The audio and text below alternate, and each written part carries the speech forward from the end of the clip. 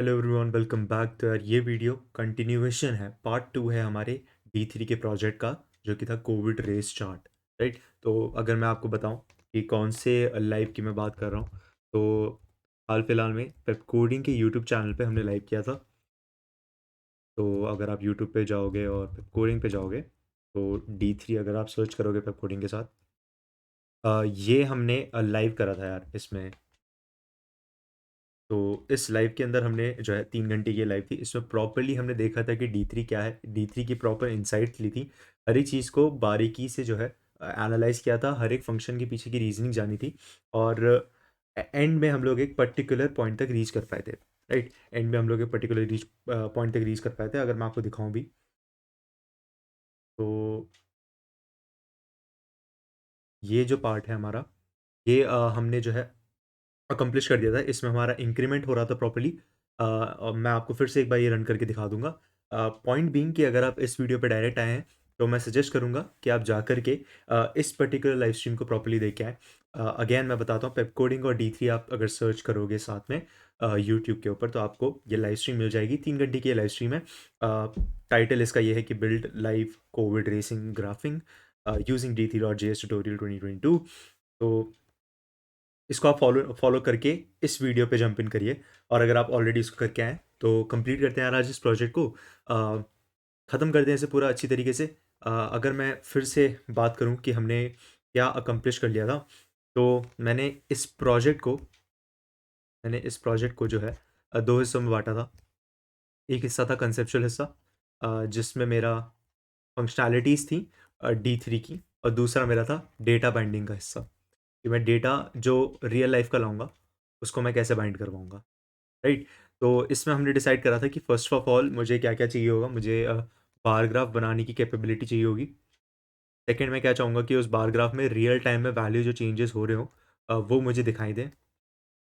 Third, मैं चाहूँगा कि अगेन, क्योंकि हम लोग एक रेसिंग चार्ट बनाने वाले हैं, तो मैं चाहूँगा कि मेरा जो थर्ड पॉइंट हो वो ये हो कि जब वैल्यूज चेंज हो रही हो, तो डिसेंडिंग ऑर्डर एक तरीके से मेंटेन रहे। राइट। इसके ऊपर भी हमने बात करी थी कि डिसेंडिंग ऑर्डर मेरा मेंटेन रहे। और चौथी चीज़ हमने देखी थी कि मुझे एनिमेशन चाहिए होगी। राइट। एक एनिमेशन होगी मेरा जब वैल्यूज चेंज हो रही है, तो इंक्रीमेंटल एनिमेशन होगी विड्थ के द्वारा। और दूसरी एनिमेशन होगी मेरी जब मेरा बार जो है एक प्रॉपर पोजीशन ले रहा होगा। तो जो स्वाइप वाली हमारी एनिमेशन होती है, तो दो हिस्सों में इसको बांट सकते हैं। एक तो हमारा जो इंक्रीमेंटल एनिमेशन है, और दूसरा हमारा स्वाइप वाला एनिमेशन है। राइट। स्वाइप या फिर स्वैप बोल लीजिए आप। ठीक है। तो क्या क्या हमने अकॉम्प्लिश कर लिया था, ये हमने बना लिया था, ये हमने बना लिया था, ये हमने बना लिया था। और एनिमेशंस में इंक्रीमेंटल हमारा एनिमेशन हो रहा था। राइट। रियल टाइम में वैल्यू चेंज करने के लिए हमने यहाँ पर कोई सेट इंटरवल फंक्शन यूज़ करा था। राइट। अगेन, अगर आपको आइडिया नहीं लग रहा है, तो आप डायरेक्टली इस वीडियो पे जंप इन कर रहे हैं। मैंने अभी अभी जो आपको लाइव स्ट्रीम दिखाई है, 3 आवर्स की लाइव स्ट्रीम जो है, उसके अंदर हमने प्रॉपरली इन चीज़ों को इम्प्लीमेंट करा है। बारग्राफ बनाते हुए हमें D3 की जितनी नॉलेज चाहिए थी, वो सारी नॉलेज भी हमने बहुत प्रॉपर तरीके से जो है एक्सप्लोर करी है। राइट। तो अगेन रिकमेंड करता हूँ कि आप वो करके आइए, तभी आपको जो है मज़ा आएगा इस वीडियो में आगे। राइट। सेकेंड हमारा आस्पेक्ट था, ऑफकोर्स हम लोग जो है कोविड का यहाँ पर कोई डेटा यूज़ कर रहे होंगे। Right. Total number of cases जिसमें हमें चाहिए होंगे। ठीक है। अब ये पार्ट जो है, ये पूरा का पूरा जो है प्योर हमारा डेटा क्लीनिंग का पार्ट है। क्योंकि हमें जब भी हम लोग रियल लाइफ में कहीं से भी डेटा उठाते हैं रियल लाइफ का, तो हमें उस पर थोड़ी सी क्लीनिंग करनी पड़ती है अपने एंड से, ताकि हम उसको अच्छी तरीके से अपने एप्लीकेशन में जो है इंटीग्रेट कर सकें। इसी तरीके से यहाँ पर भी हम लोग डेटा क्लीन कर रहे होंगे। कोविड के टोटल नंबर ऑफ केसेस उठाएंगे, और उसके बाद उनको बाइंड करेंगे हमारी एप्लीकेशन के साथ। तो जल्दी से एक बार देख लेते हैं कि जो मैंने चीज़ें लिखी हैं ये किस तरीके से काम कर रही हैं। और फिलहाल हमें कंसेप्चुअल में स्वाइप वाला पार्ट पे भी काम करना है। राइट। तो इस पार्ट को पहले निपटाएंगे, और उसके बाद डेटा बाइंडिंग की तरफ चलेंगे। अब मैं डेस्कटॉप पे चलता हूँ इस चीज़ के लिए। यहाँ पर मेरे पास ये एप्लीकेशन ऑलरेडी बना हुआ है। इनफैक्ट इस एनिमेशन को मैं स्टार्ट करने से पहले आपको ले जाना चाहूँगा VS कोड में। तो यहाँ पर मेरे पास प्रोजेक्ट है। अब इस प्रोजेक्ट में मैंने आपको स्टार्टिंग में स्टार्टर फाइल्स प्रोवाइड करी थी। अगर मैं resources.txt में आऊँगा, तो स्टार्टर फाइल्स के लिए आप इस लिंक पे जा सकते हैं, short url.at/small में HR कैप्स में EJZ। राइट। पिछली लाइव स्ट्रीम में आपको ये स्टार्टर फाइल्स मिल गई होंगी, अगर आपने अब तक प्रोजेक्ट को फॉलो थ्रू करा है तो आपको इस स्टार्टर फाइल की फ़िलहाल के लिए कोई ज़रूरत नहीं है, राइट? नेक्स्ट पॉइंट ये है कि यहाँ पर को मेरे पास एक स्टार्टर फाइल के लिए जो सेटअप था, उससे ज़्यादा मेरे पास एक एचटीएमएल फाइल और एक जावास्क्रिप्ट की फाइल है, राइट? और इसमें जो हमने पिछले लास्ट टाइम जो कोड करा था, वो कोड प्रेज़ेंट है। तो एक बार रन थ्रू कर लेते हैं कि लास्ट टाइम पे उस कोड में हुआ क्या था। मैं इस पार्ट को यहाँ ले आता हूँ। ऑलराइट, तो इसमें क्या है यार, सबसे पहली चीज़ हमने एक एसवीजी लिया था, हाइट और विड्थ उसकी 100 सेट कर दी थी। उसके बाद हमने जेसॉन से जो है सैम्पल डॉट जेसन डेटा को रीड करा था। तो अगर मैं यहाँ पर चलूँ, सैम्पल डॉट जेसन डेटा, जहाँ पर मेरे पास 6 रनर्स का डेटा पड़ा हुआ है, वो मैंने रीड करा।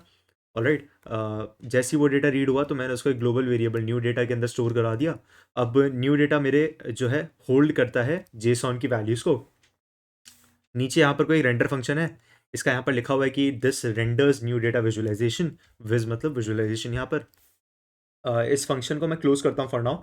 और नीचे चलते थोड़ा तो यहाँ पर आपको दिखेगा कि एक सेट इंटरवल फंक्शन है। ये फंक्शन क्या कर रहा है, ये चेक कर रहा है कि क्या मेरे पास न्यू डेटा है। हर 500 मिली सेकेंड्स में ये फंक्शन जो है ट्रिगर होता है। और ये सबसे पहली चीज़ क्या करता है, ये फंक्शन को रन करता है ऑफकोर्स।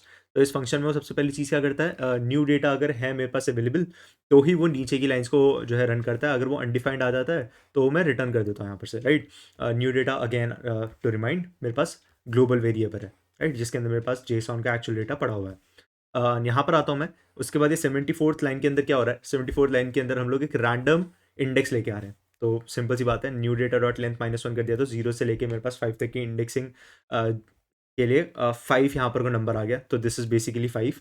यहाँ पर मेरे पास मैथ डॉट रैंडम है, जो कि 0 से 1 के बीच में मेरे पास एक वैल्यू जो है रैंडम जनरेट करके दे देता है। उसको जब मैं मल्टीप्लाई करूँगा यार 5 से, तो मेरे को वैल्यूज़ कहाँ से कहाँ तक मिलेगी, 0 से 5 के बीच की वैल्यू मिलेंगी। और उनको जब मैं राउंड ऑफ कर दूंगा तो वो वैल्यू हो जाएंगी 0 1 2 3 4 5 की, right? Which are exactly the indices, right? तो मेरी जो पॉसिबल इंडिसेस है वही है वो, राइट? तो एक रैंडम इंडेक्स को मैं पकड़ता हूँ और हर 500 मिली सेकेंड में एक रैंडम इंडेक्स की मैं वैल्यू जो है 5 से इंक्रीमेंट कर देता हूँ। और मैं उसके बाद 80th लाइन से रेंडर करवाता हूँ बार बार उसी न्यू डेटा को।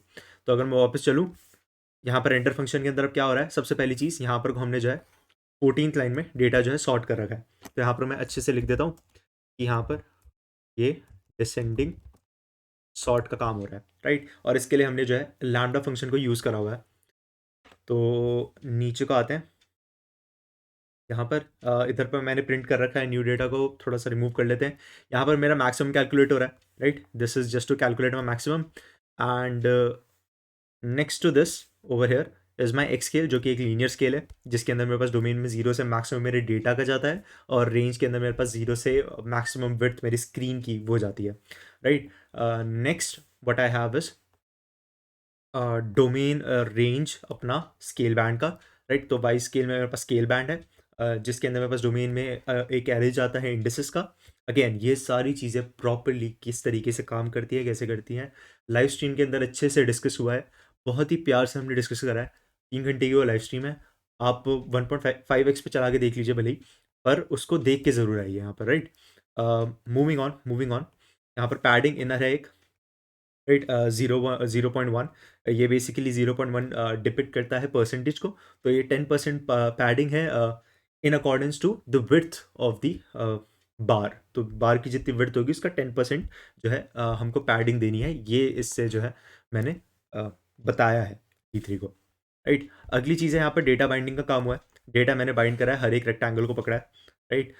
उसके बाद एग्जिट सिलेक्शन का काम, अपडेट सिलेक्शन का काम और एंटर सिलेक्शन का काम, राइट? तो ये पूरा का पूरा कौन सी चीज़ है यार, D3 ऑप्टिक पैटर्न है, जो कि हमने डिस्कस करा था किस तरीके से काम करता है। यहाँ पर मैं आता हूँ।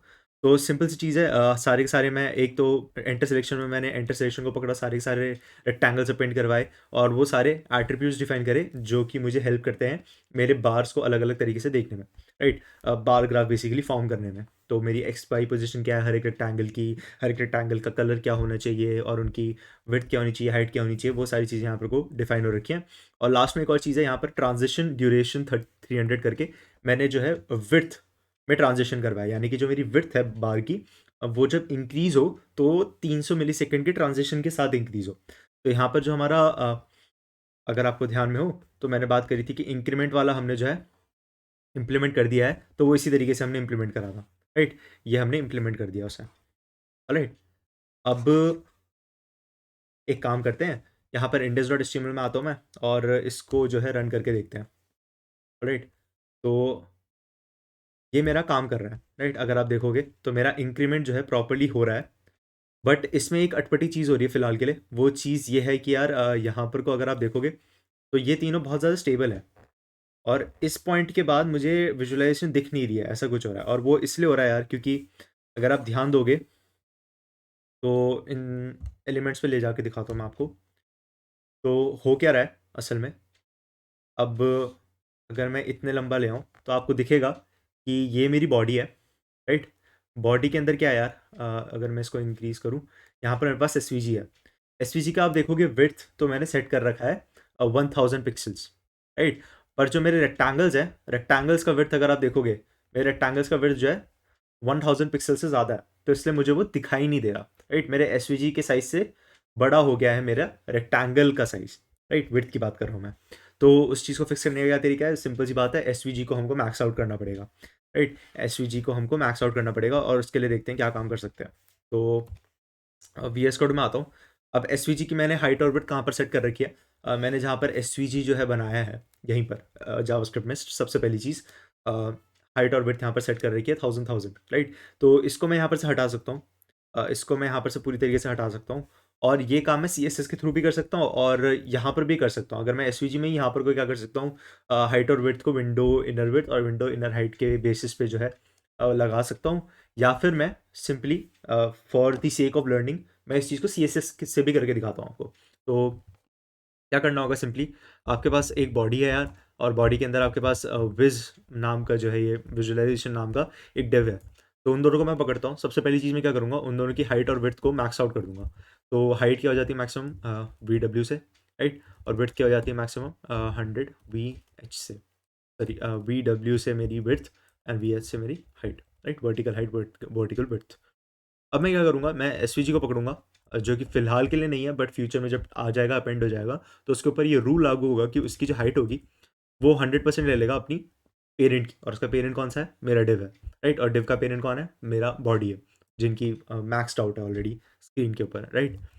और मैं यहाँ पर विड्थ भी 100% कर देता हूँ, राइट? तो ये करते ही अगर मैं वापस आऊँ तो अब आपको दिखेगा प्रॉपर्ली जो है मेरा ग्राफ जो है across my entire width of the browser जो है फॉर्म हो रहा है, और यहाँ पर को इंक्रीमेंट वाला हमारा ट्रांजिशन भी प्रॉपर्ली नज़र आ रहा है।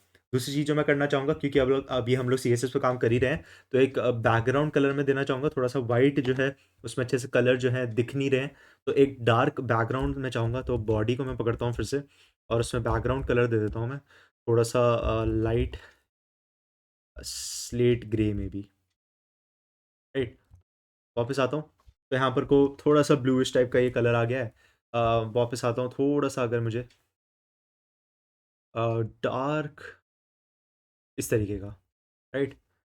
तो यहाँ पर को मेरे पास अब प्रॉपर्ली सारे के सारे बार्स जो है विजिबल हो रहे हैं और सबका ट्रांजिशन भी अच्छी तरीके से दिखाई दे रहा है, राइट? तो कॉन्ट्रास्ट के साथ आप अपनी एंड से भी खेल सकते हो। अब नेक्स्ट चीज़ जो हमें करनी थी वो क्या करनी थी यार, स्वैप ट्रांजिशन के ऊपर काम करना था, राइट? स्वैप ट्रांजिशन के ऊपर काम कैसे कर सकते हैं, ये देखते हैं। सबसे पहली चीज़, मैं कोड के अंदर थोड़ी सी रिफैक्टरिंग करना चाहूँगा। कोड अभी अगर हम लोग देखें, अगेन याद दिलाऊंगा मैं कि हम लोग अभी एक सैम्पल जेसॉन डेटा सेट के साथ काम कर रहे हैं। तो फिलहाल के लिए मुझे क्या करना चाहिए, मुझे रेंडर फंक्शन का काम क्या है मेरे, कि वो रेंडर करके दे मुझे चीज़ों को। तो मैं रेंडर फंक्शन को उसके लिए केपेबल बनाऊंगा। अब मैं यहाँ पर को आता हूँ, मैं बार बार जो है मैक्सिमम यहाँ पर को कैलकुलेट करता हूँ और इस मैक्स को मैं यहाँ पर को यूज़ करता हूँ, राइट? एंड 0 1 2 3 4 5 की यहाँ पर को इंडेक्सेस की एरे है। कल के दिन लेट सपोज मैं यहाँ पर आता हूँ सैम्पल जेसन में, और यहाँ पर को मेरे रनर जो है एक इंक्रीज़ हो जाता है, राइट? यहाँ पर को मैं एक रनर इंक्रीज़ कर देता हूँ। तो यहाँ पर अब क्या हुआ, रनर 7 हो गया ये, लेट सपोज। एंड यहाँ पर को ये 20 होगी इसकी वैल्यू। कलर में लेट सपोज यहाँ पर इतना चेंज कर देता हूँ, राइट? तो अब होगा क्या, मैंने यहाँ पर को इंडेसेस जो है मैनुअली लिखी हुई हैं।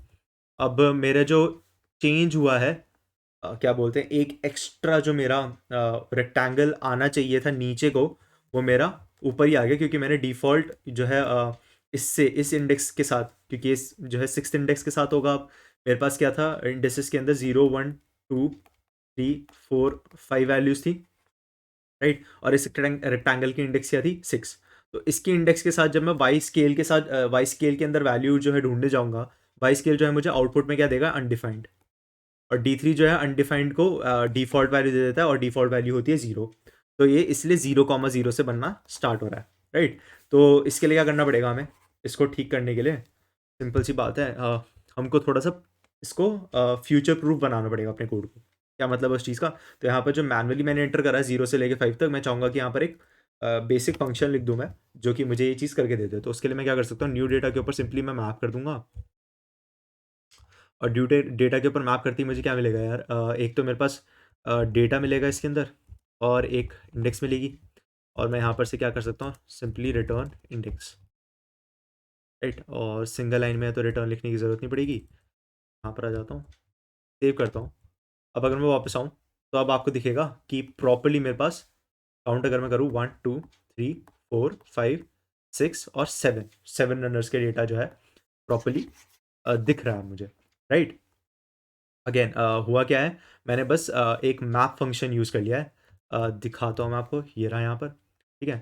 तो मैंने क्या करा, मैंने न्यू डेटा के ऊपर मैप करा। मैप फंक्शन क्या करता है, एक एक करके जो है न्यू डेटा के अंदर जो भी डेटा होता है वो मेरे को ला के देता है, और यहाँ पर से जो भी मैं रिटर्न करता हूँ उसके लिए एक एरे फॉर्म कर देता है, राइट। तो मैंने रिटर्न क्या करा है, डेटा और इंडेक्स मेरे पास पैरामीटर्स एज पैरामीटर्स पास हो रहे थे, मैंने वहाँ पर से इंडेक्स रिटर्न कर दी, राइट। एरो फंक्शन में सिंगल लाइन पे जब हम लिखते हैं तो मुझे यहाँ पर रिटर्न लिखना नहीं पड़ता, पर ये जो इंडेक्स है यहाँ पर से रिटर्न हो रही है। तो हो क्या रहा है कि इसके अंदर पहला जो डेटा पॉइंट गया होगा उसकी इंडेक्स क्या थी 0, तो पहले 0 रिटर्न हुआ, फिर 1 हुआ, फिर 2 हुआ, और देखते ही देखते 6th इंडेक्स तक जो है सब कुछ रिटर्न हो गया, और ये फाइनल में एक एरे के अंदर आकर के यहाँ पर को इनपुट में चला गया, राइट। और डोमेन के अंदर हमको वही चीज़ तो इनपुट में करनी होती है, राइट। तो इस तरीके से हमारा जो है अब ये फ्यूचर प्रूफ हो गया, राइट। अगर मैं अब यहाँ पर से आपने देखा कि मेरे पास 7 जो है डेटा पॉइंट है, अगर मैं इसको हटा देता हूँ और अगर वापस आता हूँ, एक सेकेंड इसको हटाना पड़ेगा, ठीक है। अब मैं वापस आता हूँ तो आपको दिखेगा कि अब जो है 7 से फिर से 6 हो गए, 4 5 6, राइट। तो इस तरीके से हमारा जो है ईज़िली ईज़िली हम लोग काम कर सकते हैं। डेटा डेटा डेटा के ऊपर हमारा पूरा जो है फ़ोकस होना चाहिए। नेक्स्ट थिंग जो मैं करना चाहूँगा, थोड़ा-सा रीफैक्टरिंग का काम कर रहे हैं यार हम अभी।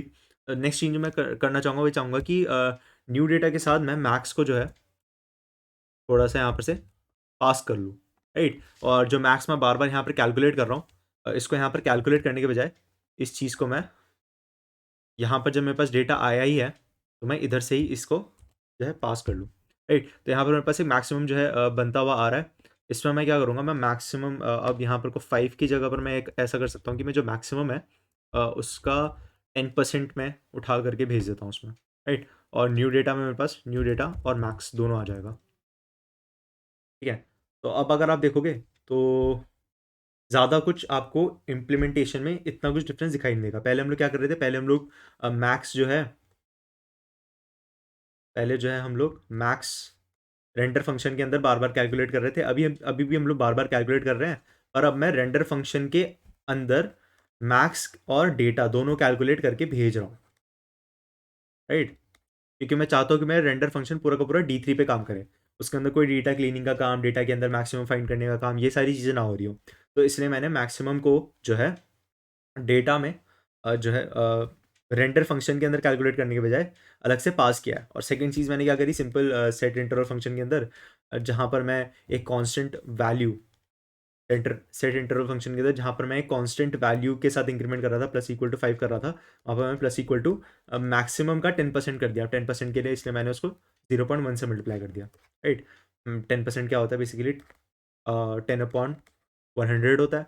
तो इसको आप कर लोगे तो 0.1 ही होता है, तो इसलिए इसको मैक्स से मल्टीप्लाई कर दिया, यानी कि मैक्स का 10%। तो जो भी मेरी मैक्सिमम बार होगी उसका 10% इंक्रीमेंट हो जाएगा मेरे किसी भी रैंडम बार के ऊपर, राइट। तो इस तरीके से ये जो है काम कर रहे हैं। अब नेक्स्ट चीज़ क्या करूँगा मैं, नेक्स्ट चीज़ क्या करूँगा, यहाँ पर आते हैं, यहाँ पर आते हैं, और एक कंसेप्ट मैं बताता हूँ आपको, की बाइंडिंग का, राइट। की बाइंडिंग का एक कंसेप्ट होता है, ठीक है। की बाइंडिंग का कंसेप्ट क्या कहता है, डी थ्री के अंदर हम जब भी कोई डेटा को बाइंड करते हैं, किसी भी एलिमेंट के साथ, तो वो डेटा जो है एलिमेंट के साथ बाय डिफ़ॉल्ट किस चीज़ से बाइंड होता है यार, इंडेक्स से बाइंड होता है। बाय डिफ़ॉल्ट वो एक इंडेक्स से बाइंड होता है, राइट। हम लोग क्या कर सकते हैं, इस इंडेक्स को चेंज कर सकते हैं। होगा क्या कि क्योंकि हमने एक सॉर्टिंग एल्गोरिदम लगा रखा है, क्योंकि हम लोग बार बार वैल्यूज़ को सॉर्ट कर रहे हैं, तो मेरा जो अलग अलग डेटा है, मेरा D1 आज की डेट में E1 के साथ बाइंड हो सकता है, कल के दिन मेरा D2 मेरा E1 के साथ बाइंड हो सकता है। उस केस में मेरी जो इंडेक्सिंग होगी वो 0 1 2 3 ही रहेंगी, तो उस वजह से जो है स्वैपिंग वाली एनिमेशन में दिक्कत आएगी, राइट। फॉर नाउ आप इतना समझ लीजिए, की बाइंडिंग क्या करती है, की बाइंडिंग का कंसेप्ट ये कहता है कि हर एक डेटा पॉइंट को, मेरा डेटा है, डेटा के अंदर बहुत सारे डेटा पॉइंट है, D1 D2 D3, रनर समझ लो आप यहाँ पर को, तो R1 R2 R3 लिख देता हूँ, ज़्यादा क्लियर हो जाएगा।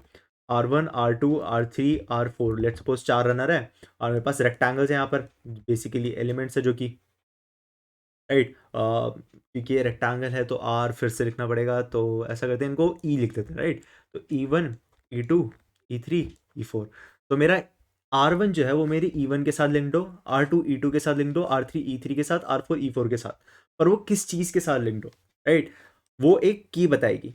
और वो की क्या रखेंगे हम लोग, वो की को हम लोग मैनुअली बता सकते हैं कि लेट सपोज रनर्स हैं, तो रनर के मेरे पास नेम पड़े हैं, तो नेम भी मैं की दे सकता हूँ। अगर मैं नेम की नहीं देता हूँ, क्योंकि अभी मैंने कोई भी की स्पेसिफाई कहीं पर नहीं करी है, कीवर्ड मैंने कहीं पर भी यूज़ नहीं करा है, तो बाय डिफ़ॉल्ट D3 क्या करता है, इंडेक्सिंग को की बना देता है। तो R1 E1 के साथ 0 की से लिंक्ड है, R2 E2 के साथ 1 की से है, सिमिलरली ये 2 की से है, ये 3 की से है, राइट। प्रॉब्लम क्या होती है कि कल के दिन अगर मेरे पास जो है, क्योंकि मैं डेटा चेंज करता रहूँगा, तो मेरा R2 जो है मेरा R1 के साथ स्वैप हो सकता है, राइट। इस केस में D3 को पता करना पड़ेगा कि R1 R2 जो है वो नीचे से ऊपर आया और R1 जो है ऊपर से नीचे आया, तभी तो स्वैप एनिमेशन लगाएगा। बट होता क्या है कि अगर हम लोग इंडेक्स स्पेसिफाई नहीं करेंगे तो वो 0 1 पे ही रहेगा। अब R2 E1 के साथ भी 0 ही इंडेक्स के साथ बाइंडेड है, तो वो क्या कहेगा, वो ये कहेगा कि मेरी पोजीशन तो कभी चेंज हुई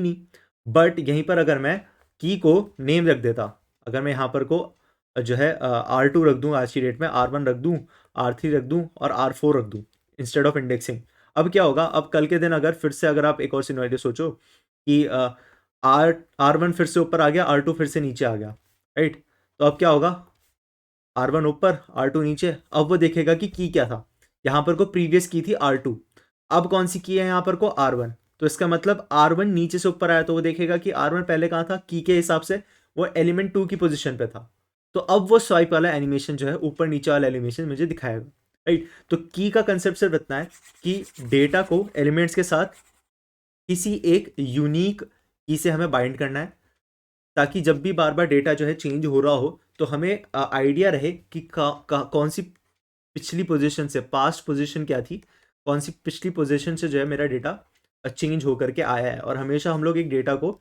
एक पर्टिकुलर की के साथ एसोसिएट कर सके, राइट। बाय डिफॉल्ट वो इंडेक्सिंग होती है, और अभी हमने देखा कि इंडेक्सिंग के साथ प्रॉब्लम क्या आ सकती है, अगर हमें डेटा जो है सॉर्ट करना है, कहीं पर डेटा के अंदर कोई पोजिशनल चेंजेस करने हैं, उस टाइम पे पोजिशनल चेंजेस करने के टाइम पे मेरा जो है इंडेक्सिंग के बेसिस पे जो भी कीज़ हम लोग बनाते हैं, वो मेरी काम नहीं करती हैं, राइट।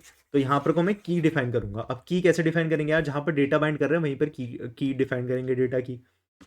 तो सबसे पहली चीज़ क्या होता है, डेटा बाइंडिंग के अंदर दो मेरे पैरामीटर्स चलते हैं। सबसे पहला होता है कि मेरा जो है डेटा क्या है, और दूसरी चीज़ की उस डेटा के अंदर में से मेरी की क्या है, राइट। तो मैंने डेटा यहाँ पर स्पेसिफाई कर दिया है, कॉमा करता हूँ यहाँ पर, और मेरे को अब की स्पेसिफाई करनी है। तो देखते हैं कि की कैसे स्पेसिफाई होती है।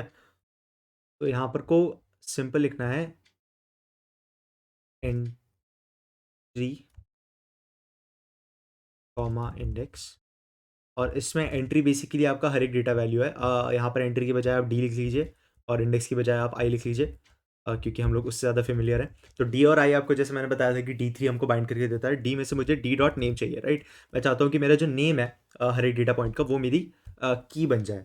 तो यहाँ पर को मैंने डी डॉट नेम इस वजह से मैंने जो है यूज़ कर लिया है। अगली चीज़ मैं क्या करूँगा, यहाँ पर आते हैं।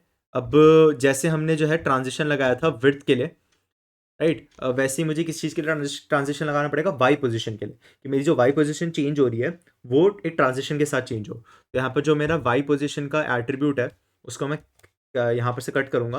देख लीजिए एक और बार, ये जो वाई पोजीशन वाला एट्रीब्यूट है मैंने यहाँ पर को इसको पकड़ा और इसको कट किया यहाँ पर से, राइट, और सिंपली इसको मैं ले जा करके यहाँ पर पेस्ट कर दूंगा। राइट, सिर्फ इतना सा काम है, थोड़ा सा फॉर्मेट करता हूँ और वापस चलते हैं। ठीक है, तो अब आपको दिखेगा प्रॉपर्ली कि किस तरीके से मेरी स्वैप वाली ट्रांजिशन जो है इम्प्लीमेंट हो चुकी है। अगेन मैं बताता हूँ कि हुआ क्या। मैंने कीज जो है बाइंड करी, सबसे पहली चीज़, राइट। तो फिलहाल के लिए यहाँ पर एक टिक लगा देते हैं कि ये भी पूरा हो गया, तो हमारा ये चारों पॉइंट हो गए, राइट। अब एक बार डिस्कस कर लेते हैं कि एग्जैक्टली किस तरीके से काम करें, राइट, एग्जैक्टली किस तरीके से काम करें। अब मेरा जो डेटा था और मेरे जो एलिमेंट्स थे उनके ऊपर मैं काम करूँगा। ठीक है, तो D1 मान लेता हूँ, D2 मान लेता हूँ, D3 मान लेता हूँ, D4 मान लेता हूँ अगेन, और again E1, E2, E3, E4। Initially क्या हो रहा था, मेरा D1 और E1, क्योंकि मैंने की स्पेसिफाई नहीं कर रखी थी कोई भी, तो वो किससे बाइंड थे, इंडेक्स से बाइंड थे, राइट। बाई डिफॉल्ट वो इंडेक्स से बाइंड थे, और इंडेक्स क्या था यार, 0 1 2 3, राइट। इंडेक्सिंग तो कंप्यूटर अपने हिसाब से करता है, तो 0 1 2 3 करेगा हमेशा। अब D1 is associated to E1 by की 0, फोकस करना, D2 is associated to E2 by की 1, and similarly so on and so fourth. एक सेकेंड मैं एक चीज़ चेक कर लूँ। ठीक है, रिकॉर्डिंग हो रही है, ठीक है, ओके। तो D3 is associated to E3 by index 2, E2, and D4 is associated with E4 with index of 3, right, key is 3, right। तो by default मेरा जो है इंडेक्स लगे हुआ है। प्रॉब्लम क्या हुई इससे, मैंने एक फंक्शन बना रखा है जिसके थ्रू मेरी वैल्यूज जो है चेंज हो रही है, राइट। D3 की वैल्यू कल के दिन लेट सपोज इंक्रीज हो गई, कितनी इंक्रीज हुई, इतनी इंक्रीज हुई कि वो D2 से बड़ी हो गई है, राइट। D3 की वैल्यू अब D2 से बड़ी हो गई है, तो कहने का क्या मतलब है कि D3 जो है अब वो ऊपर जाएगा, D2 जो है वो नीचे आएगा। Make sense, right. मैंने जो है सेट इंटरवल फंक्शन के अंदर वैल्यूज इंक्रीज कर दी। अब मेरा सॉर्टेड वैल्यू किस तरीके की आ रही है, अब मेरी सॉर्टेड वैल्यू किस तरीके की आ रही है, राउंड 2 यहाँ पर को मैं लिख देता हूँ। तो अब D1, D3, D2 और D4 आ रहा है, राइट। ये ऊपर चला गया, ये नीचे आ गया। मेक सेंस, ये हो गया और ये हो गया, ऑलराइट। अब हुआ क्या, ये होने के बाद भी D1 is associated to E1 by index 0, D3 is associated to E2, right, element 2 by index 1, D2 is now being associated to E3 by index 2, right। तो अब जब मैं कहता हूं कि मुझे स्वैप एनिमेशन चाहिए, तो स्वैप एनिमेशन क्या हो रही है यार, मेरी प्रीवियस पोजीशन जो थी ऑन बेसिस ऑफ वाई, उस प्रीवियस पोजीशन से मैं अपनी फाइनल पोजीशन जो है वाई की उसमें ट्रांजिशन कर रहा हूँ। अगर मैं नीचे था तो मैं ऊपर ट्रांजिशन कर रहा हूँ, राइट, वाई मेरा डिक्रीज हो गया। अगर मैं ऊपर था तो मैं नीचे ट्रांजिशन कर रहा हूँ, यानी कि मेरा वाई जो है इंक्रीज कर गया। अब हो क्या रहा है, ये चीज मेरे D3 को पता नहीं लग रही है। क्यों नहीं पता लग रही है, क्योंकि अब D3 जो है, जो D3 डेटा पॉइंट है, राइट, वो डायरेक्टली एसोसिएट हो चुका है E2 के साथ, और उसकी इंडेक्स मैंने 1 दे दी। तो प्रॉब्लम ये हुई कि मुझे पता ही नहीं चला कि वो प्रीवियसली कौन से एलिमेंट के साथ एसोसिएटेड थी, कौन से एलिमेंट के साथ एसोसिएटेड थी, इन द सेंस उसका वाई पोजीशन प्रीवियस क्या था, राइट। क्योंकि मुझे उसके प्रीवियस वाई पोजीशन का पता नहीं लग रहा, क्योंकि मैंने यहां पर को इंडेक्सिंग यूज कर रखी है, और इंडेक्सिंग हमेशा मेरी कांस्टेंट रहेगी। अब यहीं पर हमको क्या करना पड़ेगा, एक ऐसी की यूज करनी पड़ेगी जो कांस्टेंट ना रहे, और वो की क्या हो सकती है, वो की हो सकती है यूनिक की एसोसिएटेड टू माय डेटा। और मेरे डेटा के साथ यूनिक चीज क्या एसोसिएटेड है, उसका नाम। तो अगर मैंने यहाँ पर नेम यूज कर लिया D1, राइट, D2, अगर मैं इनिशियल की बात करूं, यहाँ पर को मैं फिर से वापस पे आ जाता हूँ। ठीक है, सेम केस को अब मैं D1, D2, D3, D4 इस तरीके से डिस्कस करता हूँ, और मेरा अब की जो है नेम है, राइट। तो ये एग्जैक्टली जो मेरा डेटा है वही मेरा की है, राइट, यूनिक है हर एक के लिए। अब क्या हुआ, मैंने क्या करा, चेंजेस करे, D3 जो है मेरा इंक्रीज कर गया, तो अब D3 ऊपर जाना चाहिए, D2 नीचे आना चाहिए। कर लेते हैं उस चीज़ को, राइट। अब मैं यहाँ पर स्वैप कर लेता हूँ, स्वैप मैं कर लेता हूँ ब्लू से, राइट। D3 ऊपर चला गया, D2 नीचे आ गया, बाकी सब एग्जैक्टली सेम है। अब क्या होगा, D1 मेरा एसोसिएटेड है D1 के साथ, राइट। D1 की की जो है D1 रहेगी, D3 की क्या हो जाएगी, D2 से हटके D3। मेरी की जो है D2 से हटके D3 हुई है, और D2 की जो है D3 से हटके D2 हुई है। तो इसका मतलब जो D2 आया है, जो D2 आया है, वो पोजीशन मेरा D3 एरिया से आया है, और D3 जो है वो D2 एरिया से आया है। तो ये जो प्रीवियस मेरा जो D3 था, मेरा जो प्रीवियस D3 वाला था, उसकी उसकी जो थी क्या वाई पोजीशनिंग थी, उसी हिसाब से तो चेंज होगा। अब जो मेरा D3 है वो E2 के साथ एसोसिएट हो रहा है। E2 के पास जो थी प्रीवियस वैल्यू कौन सी थी, y की थी। अब इसके अंदर वैल्यू जो है प्रीवियस यहां पर से, इनिशियल यहां पर से आएगा और ये ऊपर को शिफ्ट करेगा, राइट। E2 के पास करंट वैल्यू अपनी ये रहेगी, और वो इनिशियल से यहां पर को मेरा ट्रांजिशन करके दिखाएगा। होप करता हूँ थोड़ा बहुत ही समझ आ रहा होगा, राइट। थोड़ा बहुत ही समझ आ रहा होगा। कंसेप्ट जो है की का कंसेप्ट है, और मेजर मेजर चीज इसमें समझने वाली ये है कि क्यों हमारा इंडेक्सिंग काम नहीं करा। अगर पूरी तरीके से समझ नहीं भी आ रहा है तो पॉइंट सिर्फ इतना है, ये समझना है कि इंडेक्सिंग क्यों काम नहीं करी सिर्फ। मतलब बाय डिफॉल्ट जो इंडेक्सिंग होती है, बाय डिफॉल्ट जो इंडेक्सिंग होती है वो क्यों नहीं काम करी स्वैप फंक्शन के लिए, स्वैप एनिमेशन के लिए, सॉरी। ये चीज इंपॉर्टेंट है समझना, ठीक है। तो स्वैप एनिमेशन के लिए बाय डिफॉल्ट जो इंडेक्सिंग पड़ी हुई थी वो क्यों नहीं काम करी, क्योंकि इंडेक्सिंग हमेशा जो है कांस्टेंट रहती है।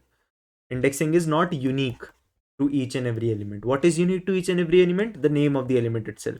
तो इसलिए उसको की बनाया हमने, राइट। तो थोड़ा सा कोड हमने रिफैक्टर करा, और थोड़ा सा हमने कंसेप्ट पढ़ा थोड़ा सा कीज का, देखा कि क्यों हम लोग जो है डिफॉल्ट कीज नहीं रहने दे रहे हैं, और इस वजह से हमको क्या मिल गया, अपना स्वाइप वाला एनिमेशन मिल गया, राइट। तो इस तरीके से हमने अपना स्वाइप वाला जो है एनिमेशन कर लिया यहाँ पर, राइट। अब मेरे प्रॉपरली बार जो है ऊपर नीचे चेंज कर रहे हैं। अगली चीज़ जो मुझे करनी है वो ये करनी है कि मैं चाहता हूँ यहाँ पर को कि मेरा जो बार ग्राफ है उसमें मेरे थोड़े से मुझे नेम भी नज़र आ जाए, राइट। तो जो मेरे बार्स हैं अभी फ़िलहाल के लिए, एक चीज़ तो मुझे उनका नेम चाहिए होगा, दूसरी चीज़ मुझे उनके साथ में जो वैल्यू है वो भी पता लग जाए, राइट। फॉर नाउ मुझे पता नहीं लगा, ठीक है, बार्स हैं, वैल्यू चेंज हो रही है, ऊपर नीचे हो रहे हैं, बट एग्जैक्टली कौन सा बार क्या रिप्रेजेंट करता है और वैल्यू क्या है उस चीज़ की, राइट। तो इस चीज़ के लिए मुझे क्या करना पड़ेगा, हर एक बार के साथ एक नेम और वैल्यू जो है यहाँ पर को रेंडर करवाना पड़ेगा, राइट। और एसवीजी है क्योंकि, तो एसवीजी के अंदर क्या होता है, एक टेक्स्ट टैग होता है। तो टेक्स्ट टैग के साथ हम लोगों को ये काम करवाना पड़ेगा, टेक्स्ट एलिमेंट के साथ हमको ये वाला काम जो है करवाना पड़ेगा। तो देखते हैं कि वो कैसे करवा सकते हैं। टेक्स्ट एलिमेंट जो होता है हमारा सिमिलर होता है रेक्टेंगल एलिमेंट के जैसे। तो मैं क्या करूँगा, ये वाला कोड पकड़ता हूँ, मैं कॉपी करता हूँ। कौन सा कोड है यार, डेटा बाइंड जहाँ पर मैं कर रहा हूँ सारे रेक्टेंगल पकड़ के, उसको मैंने कॉपी करा, और जहाँ पर ये सारा काम खत्म हो रहा है वहाँ पर मैं आता हूँ और इधर पर पेस्ट करता हूँ, राइट। क्या चेंजेस करूँगा मैं, एसवीजी के अंदर मैंने पहले रेक्टेंगल पकड़े थे, अब मैं क्या कह रहा हूँ, अब मुझे टेक्स्ट चाहिए, तो मैंने यहाँ पर टेक्स्ट लिख दिया। डेटा मुझे कौन सा बाइंड करना है, डेटा मैं एक्जैक्टली वही वाला बाइंड करूँगा जो अब तक मैंने कराया। रेक्ट्स की जगह यहाँ पर अब मुझे वेरिएबल का नाम जो है रेक्ट्स नहीं रहे, टेक्स्ट हो गया, टेक्स्ट्स, राइट। पूरा का पूरा काम कौन सा वाला, रेक्टेंगल्स वाला। अपडेट और एंटर सिलेक्शन का यहाँ पर मैं कॉपी करता हूँ, यहाँ पर मैंने कॉपी करा और इधर पर मैंने पेस्ट करा, थोड़ा सा फॉर्मेट करता हूँ। अब देखते हैं कि क्या क्या चेंजेस आएंगे। सबसे पहली चीज़, मेरे पास यहाँ पर कोई एक्सपोजिशन आता है, राइट। जो मेरे टेक्स्ट होते हैं वो भी आप एक तरीके के रेक्टेंगल समझ लो, ठीक है। वो नीचे से ऊपर फॉर्म होते हैं, तो जहाँ पर मेरा रेक्टेंगल जो है यहाँ पर टॉप लेफ्ट कॉर्नर से फॉर्म होना स्टार्ट करता है। मेरे जो टेक्स्ट होते हैं वो बॉटम लेफ्ट कॉर्नर से जो है फॉर्म होना स्टार्ट करते हैं। तो उनकी बेसिकली एक्सपोजिशन जो होगी वो सेम रहेगी, राइट। हाइट का वहाँ पर कोई डिफरेंस नहीं पड़ेगा, तो हाइट मैं हटा देता हूँ, राइट। विड्थ वहाँ पर रहेगी, वाई पोजीशन वहाँ पर रहेगी, सॉरी विड्थ भी वहाँ पर कुछ काम नहीं रखेगी, विड्थ भी मैं हटा देता हूँ। वाई पोजीशन का वहाँ पर काम रहेगा। अब वाई पोजीशन का क्या काम रहेगा ये देखते हैं, राइट। इसको पूरा हटाना है, राइट। ओके, वाई पोजीशन का वहाँ पर काम रहेगा, वाई पोजीशन का काम एक बार के लिए देख लेंगे। एक चीज़ जो मुझे चाहिए होगी वो ये होगी कि जब मैं बना रहा हूँ अपने, सबसे पहली चीज़ टेक्स्ट को, राइट, यहाँ पर टेक्स्ट आ जाएगा, और इधर पर क्योंकि अब मैं टेक्स्ट के साथ काम कर रहा हूँ ये भी टेक्स्ट्स हो जाएंगे, राइट। और एक और चीज़ यहाँ पर भी मेरा टेक्स्ट्स हो जाएगा, राइट। अब यहाँ पर को ध्यान से देखने वाली बात ये है कि हाइट की चीज़ हटा दो, हाइट और विड्थ क्योंकि इसमें नहीं होता। हाइट और विड्थ हटा दो। एक ट्रांजिशन के नाम पे कुछ भी नहीं होगा यहाँ पर। फिल की जगह पर मेरी प्रॉपर्टी हो जाती है। फिल की जगह पर यहाँ पर क्योंकि अभी हमें कलर नहीं चाहिए, हमें टेक्स्ट चाहिए, तो यहाँ पर को फिल की जगह पर एक प्रॉपर्टी हो जाती है, पूरा एटर जो है हट जाता है और एक टेक्स्ट प्रॉपर्टी आ जाती है। राइट, तो टेक्स्ट प्रॉपर्टी के अंदर हम लोग स्पेसिफाई कर सकते हैं कि मुझे क्या टेक्स्ट चाहिए। राइट, उस टेक्स्ट को स्पेसिफाई करने के लिए क्या तरीका है कि आप यहाँ पर डी और आई रख सकते हैं। राइट, तो मेरे पास डेटा और वो आ रहा है और मैं यहाँ पर से क्या आउटपुट दूंगा। लेट सपोज मेरे पास जो भी यहाँ पर को मैं टेम्पलेट लिटरल यूज़ कर लेता हूँ, डी डॉट नेम, ये इज़ द रनर एट, और यहाँ पर एट मेरी एक तरीके से अब पोजीशन मान लीजिए रेस के अंदर रनर की, तो वो भी मेरा डी डॉट वैल्यू हो जाएगा। Right, okay, is the runner at d dot value. तो इस तरीके से ये काम कर रहा है। अब एक बार चल के देखते हैं कि ये यहाँ कहाँ पर ये मुझे दिखाई देता है। राइट, तो अगर आप नोटिस करोगे फ़िलहाल के लिए क्योंकि ये ब्लैक्ड आउट है तो अच्छे से दिख नहीं रहा, बट यहाँ पर को मेरे ये बार्स के एकदम बीच में आ रहा है। राइट, मैं क्या चाहता हूँ ये बार्स के एकदम सेंटर पे है। हो क्या रहा है कि मेरा जो जैसे मैंने बताया था कि थोड़ा सा ये कलर लेते हैं, जो मेरे रेक्टेंगल होते हैं वो टॉप टू बॉटम फॉर्म करते हैं, तो अगर मैं उनको वाई की ये वाली वैल्यू देता हूँ तो वो प्रॉपर्ली ऐसे दिखाई देंगे। बट अगर मैं टेक्स्ट को सेम प्रॉपर्टी सेम जो है वाई की वैल्यू दे दूंगा तो वो बॉटम से अप फॉर्म होते हैं। राइट, तो इसलिए मेरा टेक्स्ट जो है रेक्टेंगल के ऊपर साइड आ रहा है। अब मुझे क्या करना पड़ेगा, मुझे टेक्स्ट को वैल्यू जो है चेंज करके देनी पड़ेगी। राइट, तो मैं क्या चाहूँगा कि मैं उसको वैल्यू दे दूँ कुछ सेंटर ऑफ माई बार की। तो सेंटर ऑफ बार कैसे मिलेगा यार, सेंटर ऑफ बार कैसे मिल सकता है। यहाँ पर जो वाई स्केल है, वाई स्केल के साथ ही मैं क्या कर सकता हूँ, मैं ऐड कर सकता हूँ y scale dot bandwidth अपना, और बैंड विड्थ बाई 2। तो बैंड विड्थ क्या है यार, मेरी विड्थ जो मेरी हाइट है, सॉरी जो मेरी हाइट है एक बार की, वो मेरा एक बैंड विड्थ है। और उसको जब मैं हाफ से डिवाइड कर देता हूँ तो मेरे जो रेक्टेंगल है उसका हाफ आ रहा है। राइट, तो मेरा जो रेक्टेंगल है ये जो पूरा पार्ट है ये वाली वैल्यू है। राइट, और इसका हाफ कर दोगे ऑफ कोर्स तो ये पूरी वाली वैल्यू। राइट, तो मैंने क्या करा, मैंने ये पोजीशन पकड़ी, ये मेरा वाई स्केल ऑफ आई था, और इसमें मैंने ये पोजीशन ये वाली वैल्यू जो है ऐड करवा दी। तो अब मेरे को ये वाला वाई का वैल्यू मिलेगा, और यहाँ पर से मैं जब टेक्स्ट करवाऊंगा तो यहाँ पर को जो है दिखेगा मुझे। राइट, वापस आते हैं तो दिखाता हूँ आपको, थोड़ा रिलोड करते हैं, अब देखो। राइट, रिलोड कर, अगर अगर आप देखोगे अब ठीक है। हाँ, दिक्कत क्या कर दी हमने, रिलोड करता हूँ, सेंटर पे आ रहा है और उसके बाद ऊपर को शिफ्ट कर जा रहा है। तो वो क्यों हो रहा है, क्योंकि हमने जो अपडेट सिलेक्शन है, अगर आप ध्यान दोगे अपडेट सिलेक्शन के अंदर हमने चेंजेस नहीं करे। राइट, अपडेट सिलेक्शन के अंदर क्या चेंजेस नहीं करे, जो हमने अभी एडिशन करा है एक्स्ट्रा बैंडविड्थ का वो हमने अपडेट सिलेक्शन में नहीं करा, तो इस वजह से वो ऊपर शिफ्ट हो जा रहा है। राइट, फिर से करके देख लो अब आप, प्रॉपर्ली जो है मेरा अच्छी तरीके से वैल्यूज़ दिखाई दे रही हैं अब। राइट, वैल्यूज़ अब मेरी प्रॉपर अच्छी तरीके से दिखाई दे रही हैं। नेक्स्ट थिंग मैं क्या करूँगा, नेक्स्ट थिंग ये करनी है कि जो मेरा टेक्स्ट है मैं चाहता हूँ कि वो भी अपडेट हो। ऑफकोर्स एक बार मेरा टेक्स्ट आ गया तो वो भी अपडेट होना चाहिए, तो टेक्स्ट भी यहाँ पर मैं अपडेट करूँगा। राइट, अब देखोगे तो प्रॉपरली वैल्यूज़ मुझे इंक्रीमेंट होती हुई नज़र आ रही हैं। राइट, एक और चीज़ जो मैं करना चाहूँगा, ये जो वैल्यूज़ हैं इनको मैं मैथ डॉट राउंड कर देता हूँ यहाँ पर, ताकि ये डेसिमल्स में ना आए और थोड़ा सा और क्लीन लगे।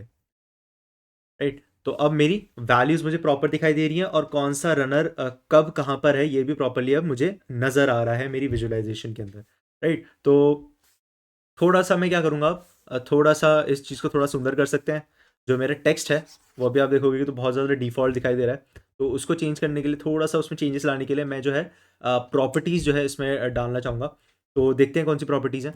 तो यार यहाँ पर मुझे अब फ़ॉन्ट को जो है थोड़ा-सा और सुंदर बनाना है, तो उसके लिए मैं क्या कर सकता हूँ, मैं यहाँ पर एंटर सिलेक्शन पे आऊँगा जब भी मैं टेक्स्ट को अपेंड कर रहा हूँ, तो यहाँ पे स्पेसिफ़ाई कर लूँगा कि मेरा टेक्स्ट जो है उसकी स्टाइल क्या होने वाली है। तो जहाँ पर मेरे पास डॉट एटर होता है एट्रीब्यूट सेट करने के लिए, वहाँ पर मैं डॉट स्टाइल यूज़ कर सकता हूँ मेरे उस पर्टिकुलर एलिमेंट की स्टाइलिंग को सेट करने के लिए। अब स्टाइलिंग क्या है यार, टेक्स्ट है क्योंकि, तो उसका फ़ॉन्ट फैमिली मैंने एरियल कर दिया, और फ़ॉन्ट वेट यानी कि थोड़ी-सी बोल्डनेस मैंने 600 कर दी, जहाँ पर डिफ़ॉल्ट 500 होती है, थोड़ी-सी इंक्रीज़ कर दी है। तो अब अगर आप वापस आएँगे, तो अब यहाँ पर थोड़ा-सा मुझे प्रॉपर्ली जो है दिखाई दे रहा है, राइट? अब थोड़ी सी जो है वैल्यू क्योंकि मैंने उस हिसाब से रखी है, तो अब मुझे प्रॉपर्ली थोड़ा सा दिखाई दे रहा है। नेक्स्ट थिंग अब क्या कर सकते हैं यार, वापस चलें तो मैं कहूँगा कि ये कंसेप्चुअल पार्ट जो था डी थ्री का, ये हमने प्रॉपर्ली अच्छी तरीके से अब इम्प्लीमेंट कर दिया है। अब हम जल्दी से चलते हैं डेटा बाइंडिंग वाले एरिया की तरफ। ठीक है, तो डेटा बाइंडिंग वाले एरिया में यार हम लोग थोड़ा सा एब्स्ट्रैक्शन के उसमें काम करेंगे, थोड़ा सा एब्स्ट्रैक्शन के बेसिस पे काम करेंगे। मैंने जो है डेटा क्लीन करके रखा हुआ है, डेटा क्लीन का मैंने एक फंक्शन लिखा हुआ है। अगर आप अपनी स्टार्टर फाइल में जाओगे जो मैंने प्रोवाइड करी थी, वो स्टार्टर फाइल के अंदर जो resources dot t x T है उसके अंदर आपको क्लीन डेटा फंक्शन करके एक लिंक होगा जिस डॉट गिटहब का, राइट? उसके अंदर आपका एक क्लीन डेटा वाला कोड पड़ा होगा एक पर्टिकुलर फंक्शन का। आपको कुछ नहीं करना है, आपको वो कोड लेके आना है, राइट? अभी हम लोग वो भी लेके आएंगे, पर आप फिलहाल के लिए उसको देख सकते हैं कि आपके पास वो है कि नहीं है। और अगर आपके पास वो नहीं है तो उसके लिए मैं आपको फिलहाल के लिए जो है बता सकता हूँ कि ये है लिंक यार उस स्टार्टर फाइल का। तो स्टार्टर फाइल में आप जाओ short url.at/hr कैप्स में EJZ, राइट? उसके अंदर आपको यहाँ पर कोई लिंक मिलेगा क्लीन डेटा फंक्शन का, राइट? कुछ नहीं करना आपको, इस फंक्शन सॉरी इस लिंक के ऊपर जाना है, राइट? हम भी जाएंगे, देखेंगे कैसे लेके आ सकते हैं। एक और चीज़ जो आपको स्टार्टर फाइल के अंदर मिलेगी वो क्या मिलेगी यार, data.csv मिलेगा, राइट? सैम्पल डॉट जेसन भी हमको वहीं से मिला था, data.csv भी आपको वहीं से मिलेगा। तो आप देख सकते हो ये बहुत सारा यहाँ पर को डेटा है अराउंड अराउंड अगर मैं देखूँ तो 1,55,000 लाइन है, राइट? 1,55,000 यहाँ पर लाइन का डेटा पड़ा हुआ है। तो ऑफ कोर्स पढ़ेंगे नहीं हम उस डेटा को ऐसे कि क्या लिखा हुआ है उस डेटा के अंदर, देखेंगे कि ये डेटा मैंने कहाँ से लिया है, क्या वो सोर्स जो है वाइबल है, ये देखेंगे। बट फॉर नाउ आप resources dot t x t जो है बहुत इंपॉर्टेंट चीज़ है, और data dot c s v आपको चाहिए होगा, बहुत इंपॉर्टेंट चीज़ है, राइट? तो वो करके आ जाइए, वीडियो पॉज कर लीजिए, ये काम कर लीजिए short url.at/HREJZ, right? HR small में EJZ कैप्स में, राइट? अब होप करता हूँ कि आपके पास जो है रेलिवेंट फाइल्स आ चुकी हैं।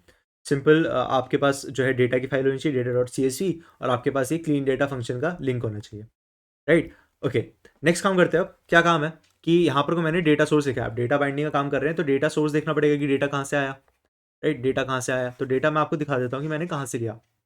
ये यार एक वेबसाइट है ourworld.org, ठीक है? तो ourworld.org ये वेबसाइट है। यहाँ पर अगर आप आओगे इसके अंदर कोरोना वायरस पेंडेमिक का यहाँ पर को प्रॉपर्ली जो है अच्छी तरीके से बहुत सारे ग्राफ्स बना के दे रखे हैं इन्होंने। और इसमें अगर आप देखोगे यहाँ पर इधर पर पूरा का पूरा चार्ट सिस्टम बना हुआ है, राइट? इसमें आप जाओगे तो टेबल वाले एरिया में अगर आप जाओगे तो यहाँ पर टेबल में आप देखोगे हर एक कंट्री का यहाँ पर को मार्च, जनवरी, एब्सोल्यूट चेंज, रिलेटिव चेंज, ये सब लिखा हुआ है, राइट? टेबल वगैरह दे रखी है। आपको कुछ नहीं करना, डाउनलोड पे जाना है और डाउनलोड पे जा करके यहाँ पर फुल डेटा CSV फॉर्मेट में डाउनलोड कर लेना है, राइट? मैंने भी वहीं से डाउनलोड करा था। तो एक कोविड का डेटा है आपके पास, CSV फाइल जो है डाउनलोड हो जाएगी, और इस CSV फाइल को फिर हम लोग यूज़ करेंगे हमारा जो फाइनल प्रोजेक्ट है, जो हमारा फिनिश प्रोजेक्ट है, हमारा racing chart of Covid data, वो बनाने के लिए हम लोग उसको यूज़ कर रहे होंगे, राइट? तो मैं आपको दिखा देता हूँ, अगर आप उस डेटा को डाउनलोड करोगे तो आपके पास ये फाइल आएगी data.csv, राइट? तो इस डेटा के अंदर, इस फाइल के अंदर हमारे पास कितना डेटा है यार, 1,50,000 के अराउंड जो है लाइन्स का यहाँ पर कोई डेटा पड़ा हुआ है। और ये डेटा किस फॉर्मेट में है, ये अगर मैं आपको बताऊँ तो डेटा तो ऐसा पढ़ने में आएगा नहीं, क्योंकि 1.5 लाख लाइन का डेटा है, ऑफकोर्स कैसे पढ़ने में आएगा। मैं आपको रफ आइडिया दे सकता हूँ कि है क्या उसमें। उसमें ये है यार कि मेरे पास एक कंट्री है अफगानिस्तान जैसे, लेट्स सपोज, तो अफगानिस्तान में उसने फिर उसको मुझे डेट दे दिया, ठीक है? तो उसमें कॉलम से बेसिकली कंट्री का, साथ में और सारे कॉलम्स है, बट फॉर नाउ हमको किससे मतलब है, कंट्री का कॉलम है, कंट्री के कॉन्टिनेंट का भी कॉलम है, ठीक है? एरिया कॉन्टिनेंट का कॉलम है, और साथ में आपका जो है न्यू केसेस कितने हैं उस दिन के, सॉरी यहाँ पर तो सबसे पहली चीज़ है डेट, राइट? फिर एक चीज़ है डेट कि कौन सी डेट का डेटा है, और उसके साथ न्यू केसेस है, न्यू केसेस का एक कॉलम है, और टोटल केसेस का एक कॉलम है, राइट? और भी साथ में बहुत सारे 20 एक्स्ट्रा कॉलम्स हैं। फॉर नाउ हमें इतने इतने डेटा से जो है मतलब है। अब है क्या, अफगानिस्तान में हर एक डेट के कितने न्यू केसेस थे और कितने टोटल केसेस थे, ये वाला डेटा उसमें पूरा भरा हुआ है।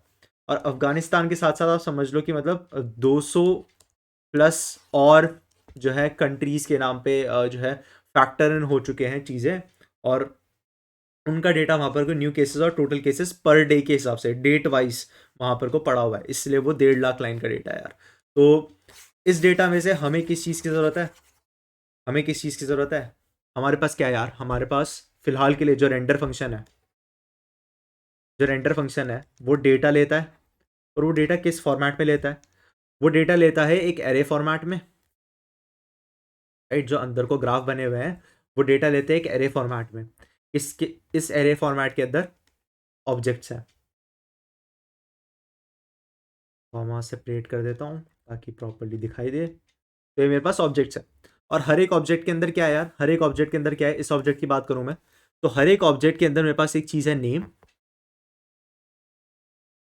दूसरी चीज़ है वैल्यू, राइट। नेम जो है मेरा एक स्ट्रिंग होगा बेसिकली, दूसरी चीज़ है मेरी वैल्यू जो कि मेरा होगा एक इंटीजर, या फिर आप एक नंबर वैल्यू बोल सकते हो यहाँ पर,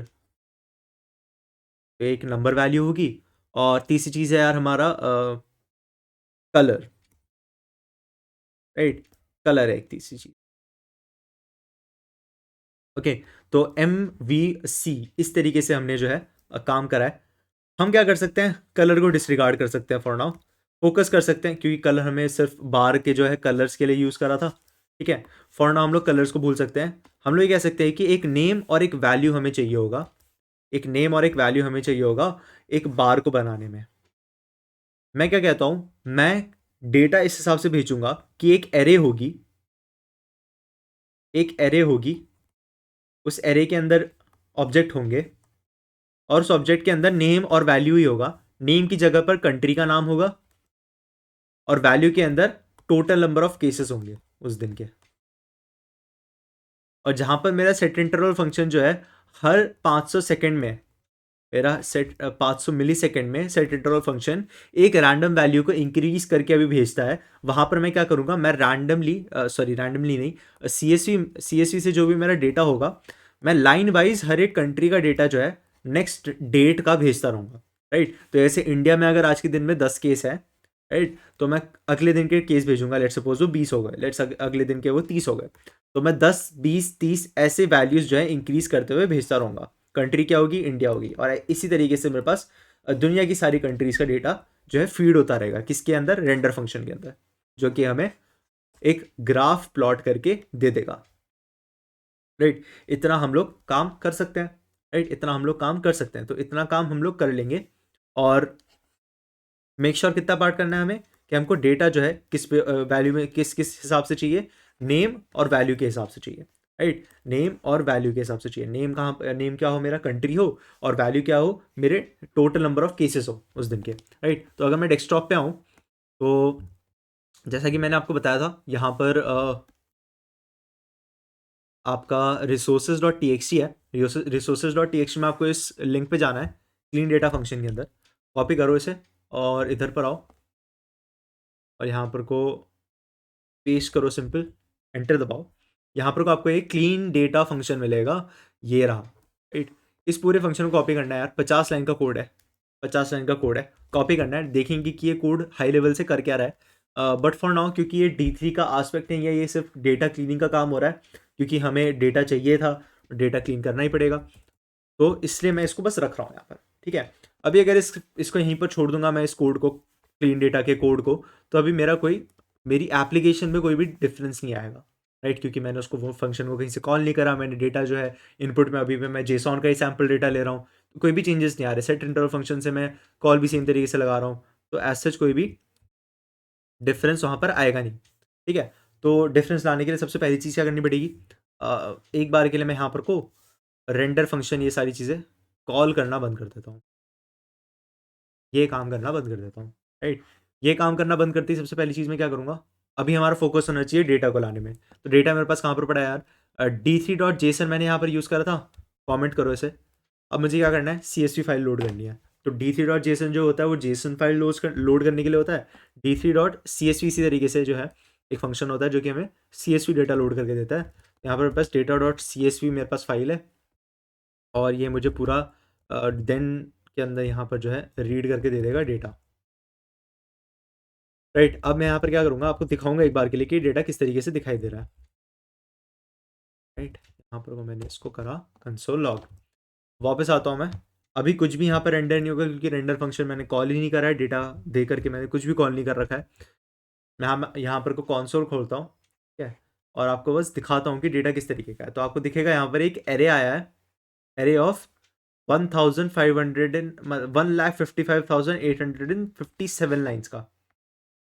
इसको अगर मैं खोलूँगा यहाँ पर तो आपको दिखेगा कि हर एक पॉइंट पे क्या है, कॉन्टिनेंट दे रखा है, लोकेशन अफगानिस्तान है, आईएसओ कोड अफगानिस्तान है, न्यू केसेस दे रखे हैं, न्यू केसेस पर मिलियन, बहुत सारी चीज़ें हैं। और हमें क्या करना है फिलहाल के लिए, रिकॉग्नाइज करना है कि कौन सी चीज़ें हमें यूज़ करनी है। राइट, सबसे पहली चीज़ डेट हम लोग यूज़ करेंगे। राइट, दूसरी चीज़ लोकेशन अफगानिस्तान है जो कि, राइट, तीसरी चीज़ ऑफ कोर्स हमारे पास लोकेशन अफगानिस्तान है, न्यू केसेस है यहाँ पर को हमारे पास, ठीक है। साथ ही साथ यहाँ पर मेरे पास एक टोटल केसेस का भी होगा, अगर मैं थोड़ा सा स्क्रॉल करूँ काफ़ी सारे यहाँ पर वैल्यूज़ हैं। तो ये एक और चीज़ है, टोटल केसेस।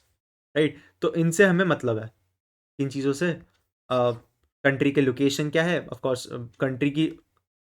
कंट्री का जो नाम है वो लोकेशन के रूप में दे रखा है, डेट वगैरह, और साथ में हमारा टोटल नंबर ऑफ केसेस। तो आप देख सकते हो 1.5 लाख लाइन का यहाँ पर को मेरे पास डेटा है। तो इस डेटा को मुझे कहीं ना कहीं क्लीन करना पड़ेगा, और ये फॉर्मेट अगर आप देखोगे डेटा का, इस फॉर्मेट में तो हमें बिल्कुल भी नहीं चाहिए। राइट, काफ़ी सारी चीज़ें हैं इसके अंदर। राइट, तो हमें थोड़ा सा डेटा क्लीन करना पड़ेगा। और डेटा को क्लीन किस तरीके से करेंगे हम लोग, क्लीन डेटा फंक्शन को यूज़ करके। राइट, तो अगर मैं आप क्लीन डेटा फंक्शन को दिखाऊँ मैं आपको, राइट, क्लीन डेटा फंक्शन को अगर मैं दिखाऊँ तो ये क्या करता है, लेट कॉन्टिनेंट्स, ठीक है। तो इसके अंदर कॉन्टिनेंट्स यहाँ पर डिफाइन कर रखे हैं कि अगर मेरे कहीं पर भी लोकेशन जो है कॉन्टिनेंट जैसा आ जाता है तो उस लोकेशन को मैं डिस्कार्ड कर दूंगा। और कॉन्टिनेंट के साथ साथ ये 3 चीज़ें भी हैं, इंटरनेशनल, अपर मिडिल इनकम, क्योंकि हमें सिर्फ कंट्रीज़ के साथ डील करना है, तो इसलिए मैं कॉन्टिनेंट्स के डेटा को डिसरिगार्ड करने वाला हूँ। राइट, मैंने क्या करा है फिर यहाँ पर आप देखोगे तो सबसे पहली चीज़ मैंने यहाँ पर कोई एक टेम्प्रेरी कंट्रीज़ करके एरे बनाया। राइट, टेम्प्रेरी कंट्रीज़ करके एरे बनाया, अंडरलाइन कर देता हूँ इसे। फिर मैंने क्या करा, डेटा जो मैंने पास करा था उसके ऊपर मैप करा, एक एक करके आइटम को जो है लिया। अगर मेरे, उसके बाद अंदर को फॉर लूप है कि मेरा जो पर्टिकुलर आइटम है अगर उसकी लोकेशन मेरी 10 कंट्रीज़ के अंदर कहीं पर भी मिलती है, तो अगर वो मिल चुका है तो मैं ब्रेक कर दूंगा। राइट, और अगर वो नहीं मिला है तो मैं 10 कंट्रीज़ के अंदर उसको पुश करूंगा, किस चीज़ को, आइटम डॉट लोकेशन को सिर्फ। तो अगर मैं आपको बताऊं तो ये पूरा का पूरा जो फंक्शन है ना, ये पूरा का पूरा फंक्शन, ये पूरा function is just used to make this array. और ये एरे क्या कर रहा है, इस एरे के अंदर 10 कंट्रीज के अंदर क्या है, सिर्फ कंट्रीज के नाम है।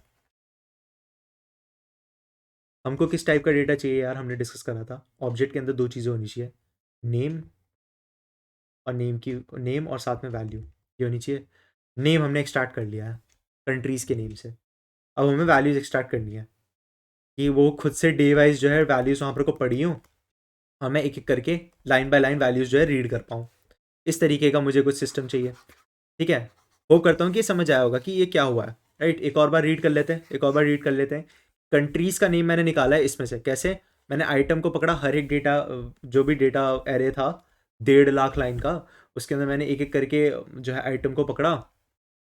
और अगर मुझे उस आइटम की लोकेशन जो है 10 कंट्रीज़ के अंदर ऑलरेडी एग्जिस्ट करती थी, तो मैंने कुछ भी काम नहीं करा। इफ फाउंड इज नल, यहाँ पर को निगेट कर रखा है ना मैंने, तो अगर फाउंड मेरा फॉल्स होगा तभी तो मेरा ये वाली लाइन रन होगी, और ये वाली लाइन रन होगी तभी तो मेरे 10 कंट्रीज के अंदर वो आइटम की लोकेशन जाएगी। तो मैंने क्या कर रखा है, इन दोनों में जो है, यहाँ पर को मैंने पहले फॉर लूप लगाया है मेरी ऑलरेडी एग्जिस्टिंग 10 कंट्रीज के ऊपर, दूसरा मैंने फॉर लूप लगाया मेरे कॉन्टिनेंट्स के ऊपर कि कॉन्टिनेंट्स में भी अगर मिल गया तो मुझे फाउंड ट्रू कर देना। राइट, तो अगर वो एग्जिस्ट नहीं करता होगा तो मुझे यहाँ पर वो कंट्रीज़ के नेम मिल जाएंगे, और ये यूनिक होंगे। अगर मेरे पास अफगानिस्तान बार बार आए जा रहा है तो बस एक बार अफगानिस्तान को अकाउंट पे लेगा, वो बस एक बार अफगानिस्तान को अकाउंट में लेगा, और बाकी बार वो बता देगा कि फाउंड ट्रू। तो इस वजह से, क्योंकि फाउंड ट्रू हो चुका है, तो अब मैं अपनी कंट्रीज नेम वाली एरे में डालूंगा नहीं इन्हें। राइट, और ये काम कितनी लाइनों के लिए हो रहा है यार, 155875। 857 या 875 900 ले लीजिए, राइट। तो 1,56,000 के अराउंड जो है लाइन्स ऑफ डेटा पड़ा हुआ है, उसके लिए काम हो रहा है। दूसरी चीज़ यहाँ पर कोई एक एरे है फाइनल डेटा, यहाँ पर कोई एक एरे है फाइनल डेटा, ठीक है। अब ये क्या कर रहा है, मैंने पहले लूप लगाया, अब टेम्परेरी कंट्रीज डॉट लेंथ। अब टेम्प कंट्रीज के अंदर क्या है, मेरे पास सारी की सारी कंट्रीज के नेम है। उससे पहली चीज़ आपको ये समझनी है, कंट्रीज के नेम है इसके अंदर, राइट। ये एक एरे है जिसके अंदर कंट्रीज के नेम है स्ट्रिंग फॉर्मेट में। मैंने क्या करा, यहाँ पर को कंट्री एरे बनाया, ठीक है। तो हर एक कंट्री, लेट सपोज मेरी पहली कंट्री है अफगानिस्तान अगेन, तो अफगानिस्तान की मैं क्या करूँगा, सबसे पहले मैं पहुंचा अफगानिस्तान को पकड़ा मैंने और अफगानिस्तान की कंट्री एरे बनाई। उस कंट्री एरे के अंदर क्या होगा यार, उस कंट्री एरे के अंदर 600 दिनों का कंट्री एरे डॉट लेंथ, जब तक 600 नहीं हो जाता तब तक मैं क्या कर रहा हूँ, डेटा के ऊपर लूप कर रहा हूँ।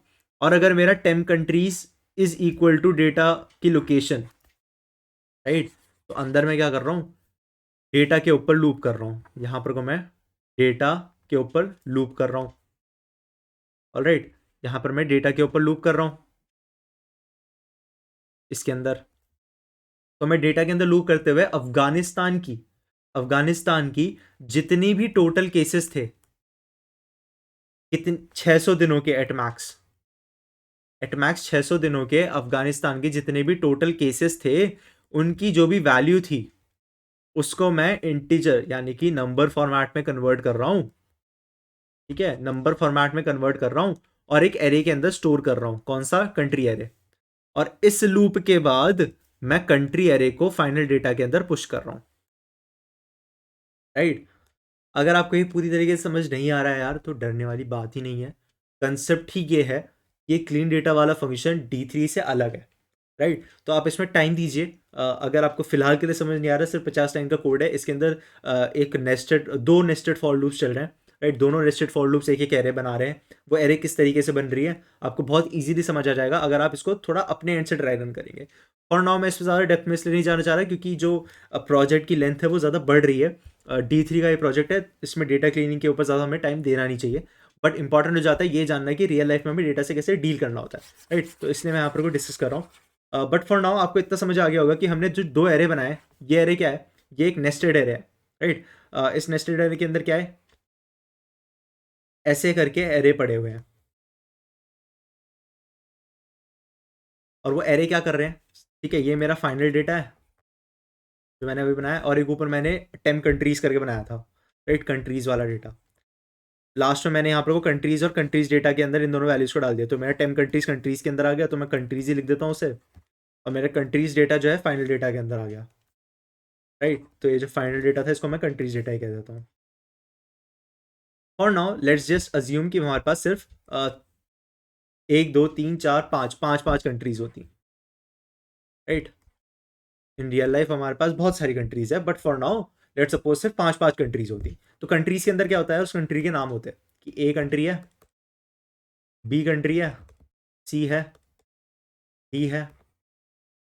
मैं जानबूझ के यहाँ पर कुछ स्ट्रिंग बना रहा हूँ क्योंकि बताना है मुझे आपको कि ये स्ट्रिंग वैल्यूज है, राइट। तो कंट्रीज की अगर आप देखोगे इंडेक्स में 0 1 2 3 4, राइट। यहाँ पर कोई ये इंडेक्स है 0 1 2 3 4। तो ए कंट्री का day wise total number of cases का पूरा डेटा कहाँ पर पड़ा होगा, 0th इंडेक्स में, कहाँ पर, कंट्रीज डेटा के अंदर। इसका 1th इंडेक्स में कंट्रीज डेटा के अंदर, इसका 2nd इंडेक्स में, इसका 3rd इंडेक्स में, और इसका जो है 4th इंडेक्स में। आई होप ये समझ आया होगा। अगर मुझे ये देखना है कि इस कंट्री का 8th कंट्री का जो है डेटा कहाँ पर है, डे वाइज जो है वैल्यूज क्या थी टोटल नंबर ऑफ केसेस की, वो मुझे कंट्रीज डेटा की 0th पोजीशन पे मिलेगा, राइट। आई होप ये चीज़ समझ आई होगी। इस चीज़ को आप स्क्रीनशॉट कर लीजिए, अगर आप फिर से ड्राई रन करेंगे जब इसे, तो इस पर्टिकुलर चीज़ को देखिएगा कि हमने at the end of the day इस चीज़ को पाया है। ये जो है फॉर नाउ एग्जाम्पल है सिर्फ 5 कंट्रीज को लेकर के, इन रियल लाइफ बहुत सारी कंट्रीज है, राइट। तो एक बार के लिए क्या करते हैं, फिलहाल तो मैं आपको ये बताता हूँ कि मैंने क्या करा है, यहाँ पर कुछ भी कॉल नहीं करा है, ठीक है। तो क्लीन डेटा के अंदर क्लीन डेटा मुझे कॉल करना पड़ेगा, इस चीज़ के साथ, अपने डेटा के साथ। ठीक है, क्लीन डेटा मुझे कॉल करना पड़ेगा अपने डेटा के साथ। और दूसरी चीज़ क्या होगी यार, दूसरी चीज़ ये होगी कि, ठीक है, दूसरी चीज़ ये है कि जो मेरा यहाँ पर को कंट्रीज़ और कंट्रीज़ डेटा है, ये मेरी जो है ग्लोबल वेरिएबल्स होंगे। तो जिस तरीके से हमने न्यू डेटा ग्लोबल वेरिएबल बनाया था, तो उसी तरीके से यहाँ पर को लेट ये जो है ग्लोबल वेरिएबल बनेंगे। ठीक है, तो लेट कंट्रीज़ है और सेकंड हमारा कंट्रीज़ डेटा है।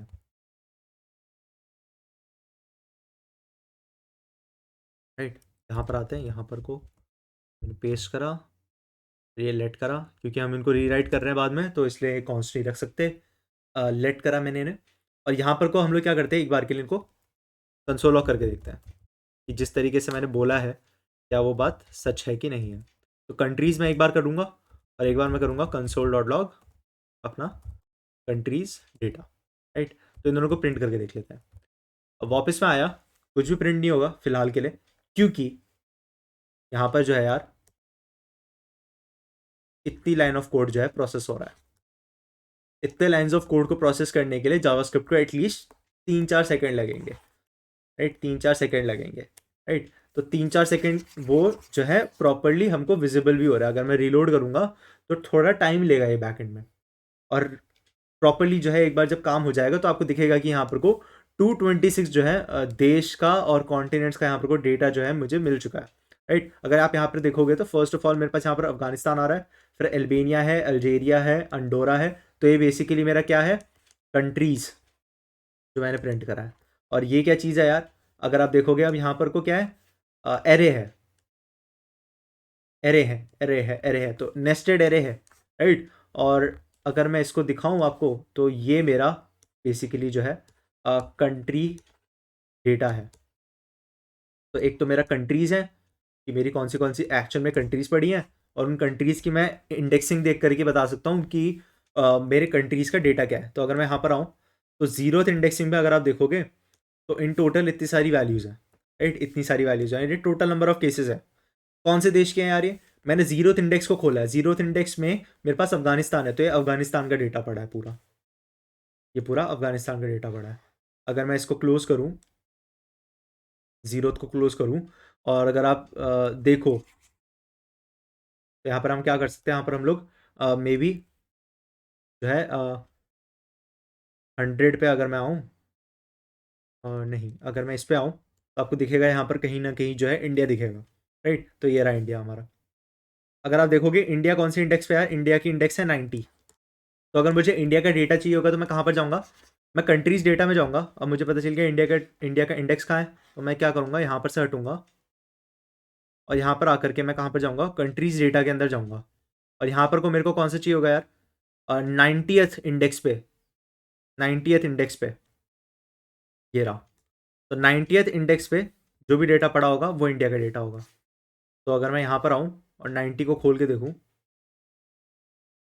तो ये जो है पूरा का पूरा 600 डेज़ का डेटा, अगर आप देखोगे इसमें लास्ट वैल्यू 600 पे बहुत ज़्यादा बड़ी वैल्यू है। तो ये मेरा पूरा ये जो डेटा होगा ये मेरा इंडिया के केसेस का डेटा है, टोटल केसेस का, ये मेरे इंडिया के टोटल केसेस का डेटा है। राइट, तो इस तरीके से मेरा डेटा अच्छी तरीके से डिफाइन हो चुका है। मुझे क्या करना है अब इस डेटा को लेकर के, अब इस डेटा को लेकर के रेसिंग बार ग्राफ जो है रेंडर करवाना है। तो देखते हैं वो कैसे कर सकते हैं। राइट, तो यार अगर हमारे पास जो नया डेटा है उससे हमको अगर विजुअलाइजेशन करवानी है, रेंडर करवाना है, तो उसके लिए चेंजेस क्या करने पड़ेंगे, हमारे सेट एडिटर फंक्शन के अंदर। तो अब मैं क्या करना चाहूँगा, इस पूरे को मैं यहाँ पर से उड़ा देता हूँ, डिलीट कर देता हूँ। वैल्यू भी मैं इसके अंदर यूज़ कर रहा था तो उसको भी डिलीट कर देता हूँ फॉर नाउ। कोई ज़रूरत ऐसा नहीं है। अब अगर आपको ध्यान में हो, है क्या हमारे पास कंट्रीज़ का डेटा है।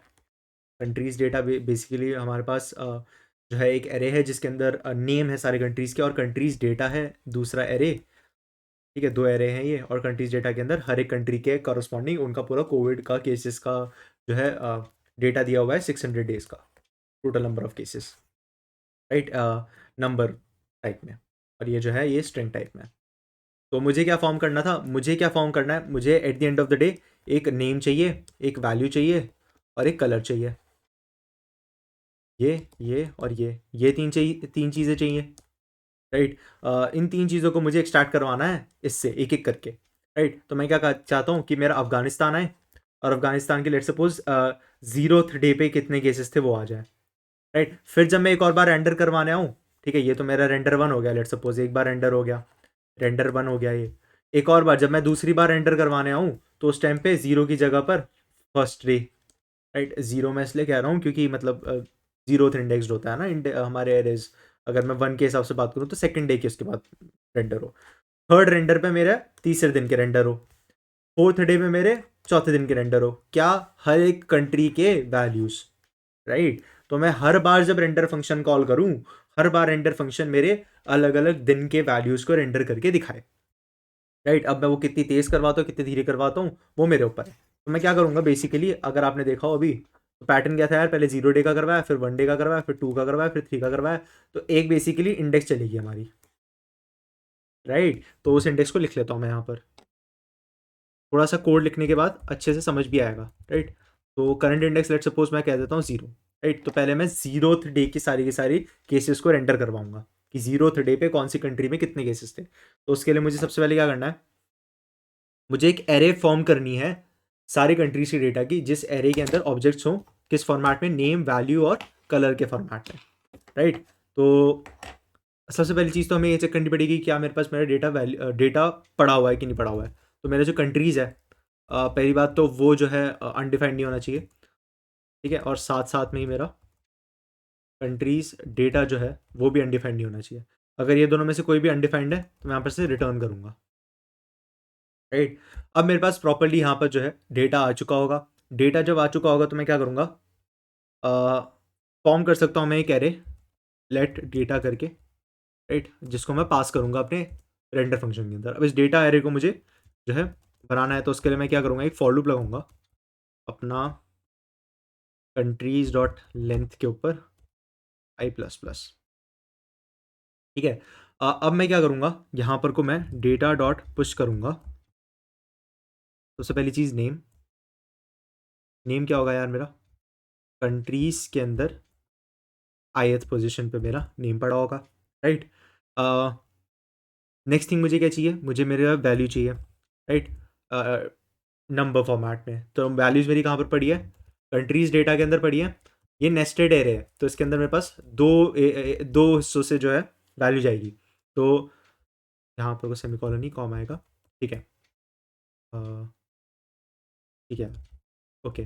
तो यहाँ पर को मेरे पास कंट्रीज डेटा है, इसके अंदर सबसे पहली चीज़ क्या है, मेरे पास आयत कंट्री को मुझे पकड़ना है और आयत कंट्री का कौन सा डेटा लेके आना है, तो वो करंट इंडेक्स बताएगा। करंट इंडेक्स बेसिकली कौन से दिन का डेटा चाहिए वो बता रहा है। और तीसरी चीज़ है कलर। अब कलर के लिए फिलहाल के हमारे पास कुछ नहीं है, तो मैं हर एक को लेट सपोज पिंक कलर दे देता हूँ, राइट। तो यहाँ पर आता हूँ मैं। अब एक और चीज़ मुझे इंश्योर करनी पड़ेगी कि हमेशा जो है मेरे पास कंट्रीज डेटा के अंदर जो है पर्टिकुलर वैल्यू ही अंदर को जाए। तो अगर मैं यहाँ पर आऊँ, पॉइंट क्या है कि किसी भी टाइम पे मेरा जो डेटा है, क्योंकि 1.5 लाख लाइन का डेटा है, तो कहीं पर भी कोई फॉल्टी वैल्यू हो सकती है, राइट। नॉट अ नंबर हो सकता है, नल वैल्यू हो सकती है, तो उससे बचना पड़ेगा। मैं नहीं चाहता कि मेरे डेटा जो है जो फाइनल मैं क्लीन करके फॉर्म कर रहा हूँ, उसके जो मैं रेंडर फंक्शन अंदर पास कर रहा हूँ उसके अंदर मेरी नॉट अ नंबर वाली कोई वैल्यू हो, राइट। तो मैं यहाँ पर कोई चेक कर लूँगा उसका कि कंट्रीज, पहली बात तो आई जो है वो प्रेजेंट हो, राइट। अगर यही नहीं है, यही अनडिफाइंड है, तो गलत हो जाएगा, ठीक है। ये तो प्रेजेंट होना ही चाहिए। और साथ साथ में अगर ये जो है लेट सपोज अगर इसका ये पार्ट एग्जिस्ट करता है तो मैं आगे चेक करूँगा कि कंट्रीज के डेटा, राइट, यहाँ पर countries data,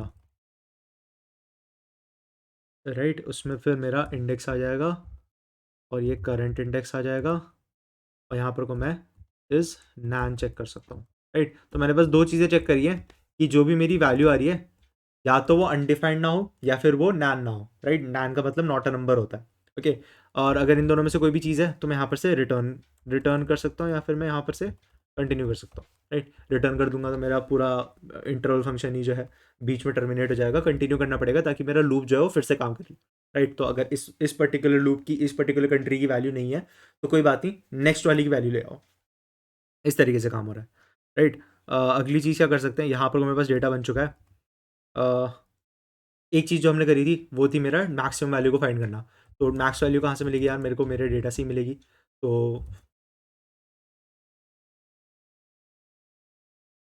data dot length यहाँ पर को जल्दी से लिख लेते हैं मैक्सिमम के लिए। राइट, यहाँ पर को आया मैं इफ़ माई डेटा ऑफ आई, तो मैंने इंटीजर लिख दिया है, लेट कर लेते हैं इसे। ठीक है, इफ़ मेरे डेटा ऑफ आई के अंदर जो भी वैल्यू है, अगर वो वैल्यू जो है बड़ी है मैक्स से, तो मैं मैक्स को अपडेट कर दूँगा डेटा ऑफ आई और डॉट वैल्यू से। राइट, सिर्फ इतना सा काम है। मैक्स के साथ हमें कुछ और काम करने की ज़रूरत नहीं है। मैक्स बस हमें किस चीज़ के लिए चाहिए यार, अगर हम याद करें तो लीनियर जो है हमारा स्केल जो बन रहा है, उस चीज़ के लिए हमको उसकी ज़रूरत पड़ेगी। ऑलराइट, तो यहाँ पर आप क्या लिख सकते हैं कि रेंडर फंक्शन को मैं एक बार के लिए कॉल करके देखता हूँ। डेटा मैंने पास कर देना है और मैक्स मैंने पास कर देना है। ठीक है, एक और चीज़ जो मुझे करनी पड़ेगी वो ये है कि मेरा करंट इंडेक्स मैं यूज़ कर रहा हूँ और वो एक्सटर्नली जो है यहाँ पर को स्टेटेड है। तो जब भी मैं डेटा फॉर्म कर देता हूँ, मैं ये बताता हूँ कि मेरे को अगली बार जब मैं इसको रन करूँगा तो करंट इंडेक्स मेरा बढ़ चुका है। तो मैंने 0th डे को कवर कर लिया है, अगली बार जब रन होगा तो फर्स्ट डे पे कवर करना है। तो इसलिए मैं करंट इंडेक्स को यहाँ पर प्लस प्लस कर देता हूँ। राइट, अब यहाँ पर से मेरा प्रॉपर्ली जो है हर चीज़ काम कर रही है। ये वापस आके देखते हैं, तो यहाँ पर को मेरा जो है काफ़ी अजीब तरीके से सब कुछ जो है क्लोजली दिखाई दे रहा है। थोड़े से चेंजेस हो रहे हैं मे बी, बट बहुत ज़्यादा यहाँ पर को जो है क्लोजली पैक्ड है सब कुछ। तो इनफैक्ट अगर मैं यहाँ पर को इसको हटा के दिखाऊं, ठीक है, तो मतलब ग्राफ थोड़ा सा बन रहा है, अगर आपको यहाँ पर से दिखाई दे रहा हो, थोड़ा सा एक ग्राफ टाइप का बन रहा है, बट ये बहुत ज़्यादा कंजेस्टेड है। तो इसका रीज़न ये है यार, क्योंकि बहुत सारी कंट्रीज़ है और हमने जो है हाइट स्पेसिफाई कर रखी है हमारे ग्राफ की, उस वजह से जो है वो इतने से ही एरिया के अंदर पूरा का पूरा जो है सिमट रहा है। राइट, तो मुझे ये करना पड़ेगा, मुझे यहाँ पर को हाइट इंक्रीज़ करनी पड़ेगी अपने ग्राफ की।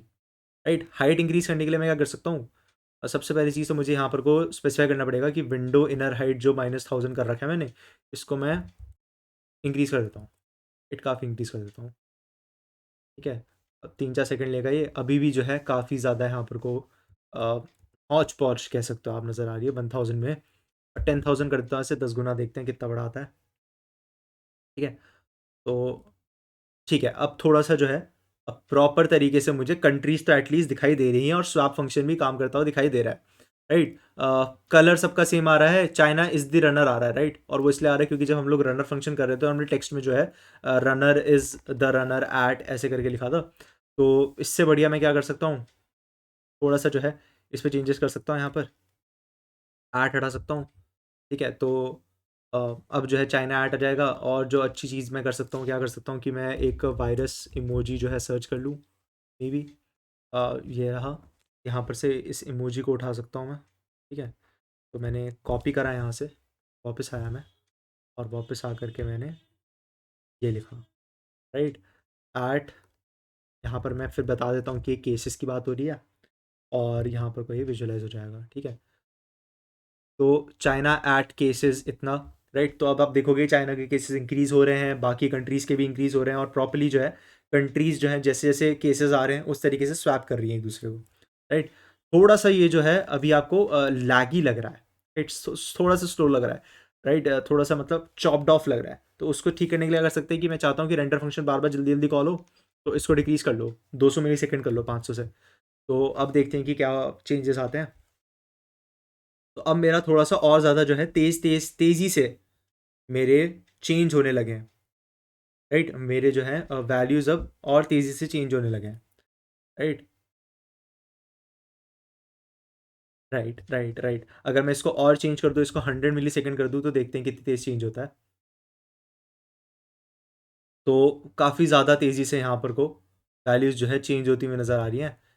आई थिंक कि 200 milliseconds is the right amount. ठीक है, तो 200 मिलीसेकंड में प्रॉपर तरीके से मुझे दिखाई दे रहा है।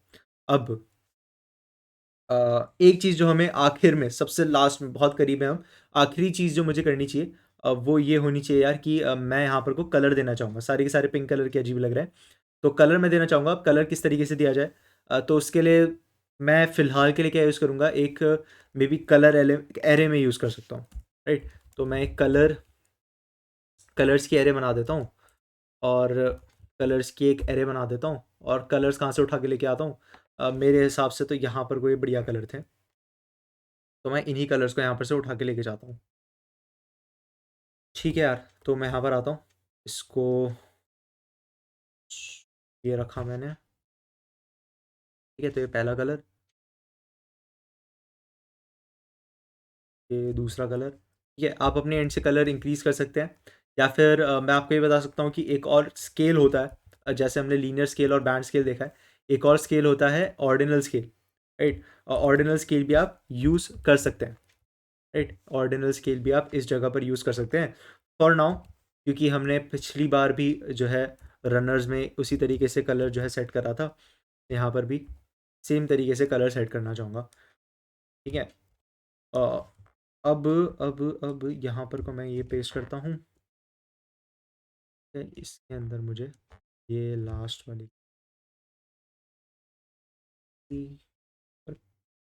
फॉर्मेट कर देता हूँ थोड़ा सा। ठीक है, अब मेरे पास कलर्स के अंदर कलर है। ठीक है, तो मुझे कलर यहाँ पर स्पेसिफाई करना है जहाँ पर मैं पिंक कर रहा हूँ, बट अगर आप देखोगे तो बाहर को मेरे पास जो है इंडेक्सिंग जो है टेढ़ी मेढ़ी है। Right, number of colours are smaller than number of data points, तो उसके लिए मैं क्या कर लूँगा, colours i modulus colours dot length. ठीक है, अब वापस अगर मैं आऊँ तो अब जो है प्रॉपर तरीके से हर एक कंट्री का अपना जो है कलर है, बट फिर प्रॉब्लम इसमें यही है कि यार स्विट्ज़रलैंड और आप देखोगे नेदरलैंड सेम कलर हो गया, टर्की सेम कलर हो गया, क्योंकि नंबर ऑफ कलर हमारे पास उतने नहीं है। राइट, हमारे पास सिर्फ 5 कलर है, तो इस वजह से जो है काफ़ी ज़्यादा रिपीटेटिव जो है ये नज़र आ रहा है।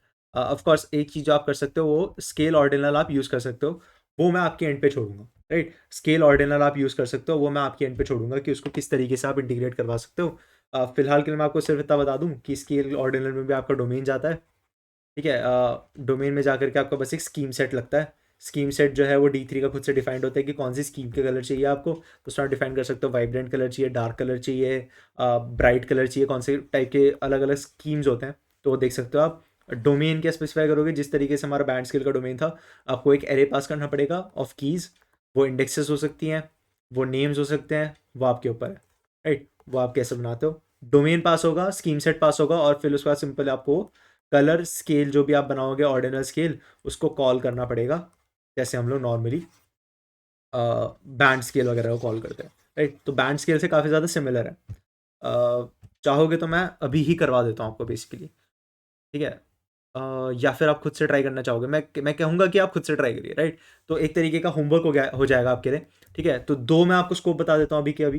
तो दो स्कोप क्या है इसके फर्दर, फिलहाल के लिए यहाँ पर कोई एप्लीकेशन पूरी तरीके से काम कर रही है, पूरी तरीके से फंक्शनल है, अच्छी तरीके से इसमें जो है चेंजेस हो रहे हैं। रिलोड करके अगर मैं दिखा दूँ तो यहाँ पर को दो जो है इसमें सेक ऑफ इम्प्रूवमेंट्स है। पहला क्या है, पहला क्या है, पहला है कि डेटा लोड होने में बहुत टाइम लग रहा है। अगर आप देखोगे 3 से 4 सेकंड लग रहे हैं। राइट, तो इसको कैसे ठीक कर सकते हो, आपने एक बार डेटा को क्लीन कर दिया, अब आप उस क्लीन डेटा को जेसॉन में सेव कर लो। अब आपको बार बार डेटा क्लीन करने की ज़रूरत नहीं पड़ेगी। बार बार जब आप ये जो है एप्लीकेशन को लोड कर रहे हो, तब आपको बार बार डेटा क्लीन करके 3-4 सेकंड वेट करने की ज़रूरत नहीं पड़ेगी, आपने एक बार ही डेटा क्लीन कर लिया। राइट, तो ये सबसे मेजर जो है इसमें चेंजेस कर सकते हो आप। क्लीन डेटा का फंक्शन आपके पास पड़ा हुआ है, जेसॉन वो कैसे कन्वर्ट करेगा, सिंपल आपके पास एरे आ रहा है, आप उससे एक जेसॉन कन्वर्ट करवा लीजिए, उस जेसॉन को सेव कर लिया अपने पास। ठीक है, तो ये एक स्कोप है। दूसरा स्कोप अगेन स्केल ऑर्डिनल का है यार, स्केल सॉरी ऑर्डिनल स्केल। ठीक है, तो एक चीज़ होती है ऑर्डिनल स्केल, किस चीज़ के लिए होती है यार, कलरिंग के लिए होती है। ठीक है, कलरिंग अगर आप देखोगे अभी तो बहुत ज़्यादा रिपीटेटिव लग रही है, तो उस चीज़ को आप लोग ठीक कर सकते हो। तो ये दो स्कोप मैं आपके ऊपर छोड़ता हूँ। मेरी तरफ से यहाँ पर को इसका जो है कंप्लीट हो चुका है ये। अगर आपको इसका एंटायर कोड बेस चाहिए होगा तो आप कहाँ पे जा सकते हो यार, आप गिटहब पे जाओ। ठीक है, गिटहब पे जा सकते हो आप। गिटहब पे यहाँ पर मैं आपको लिंक डायरेक्टली बता देता हूँ।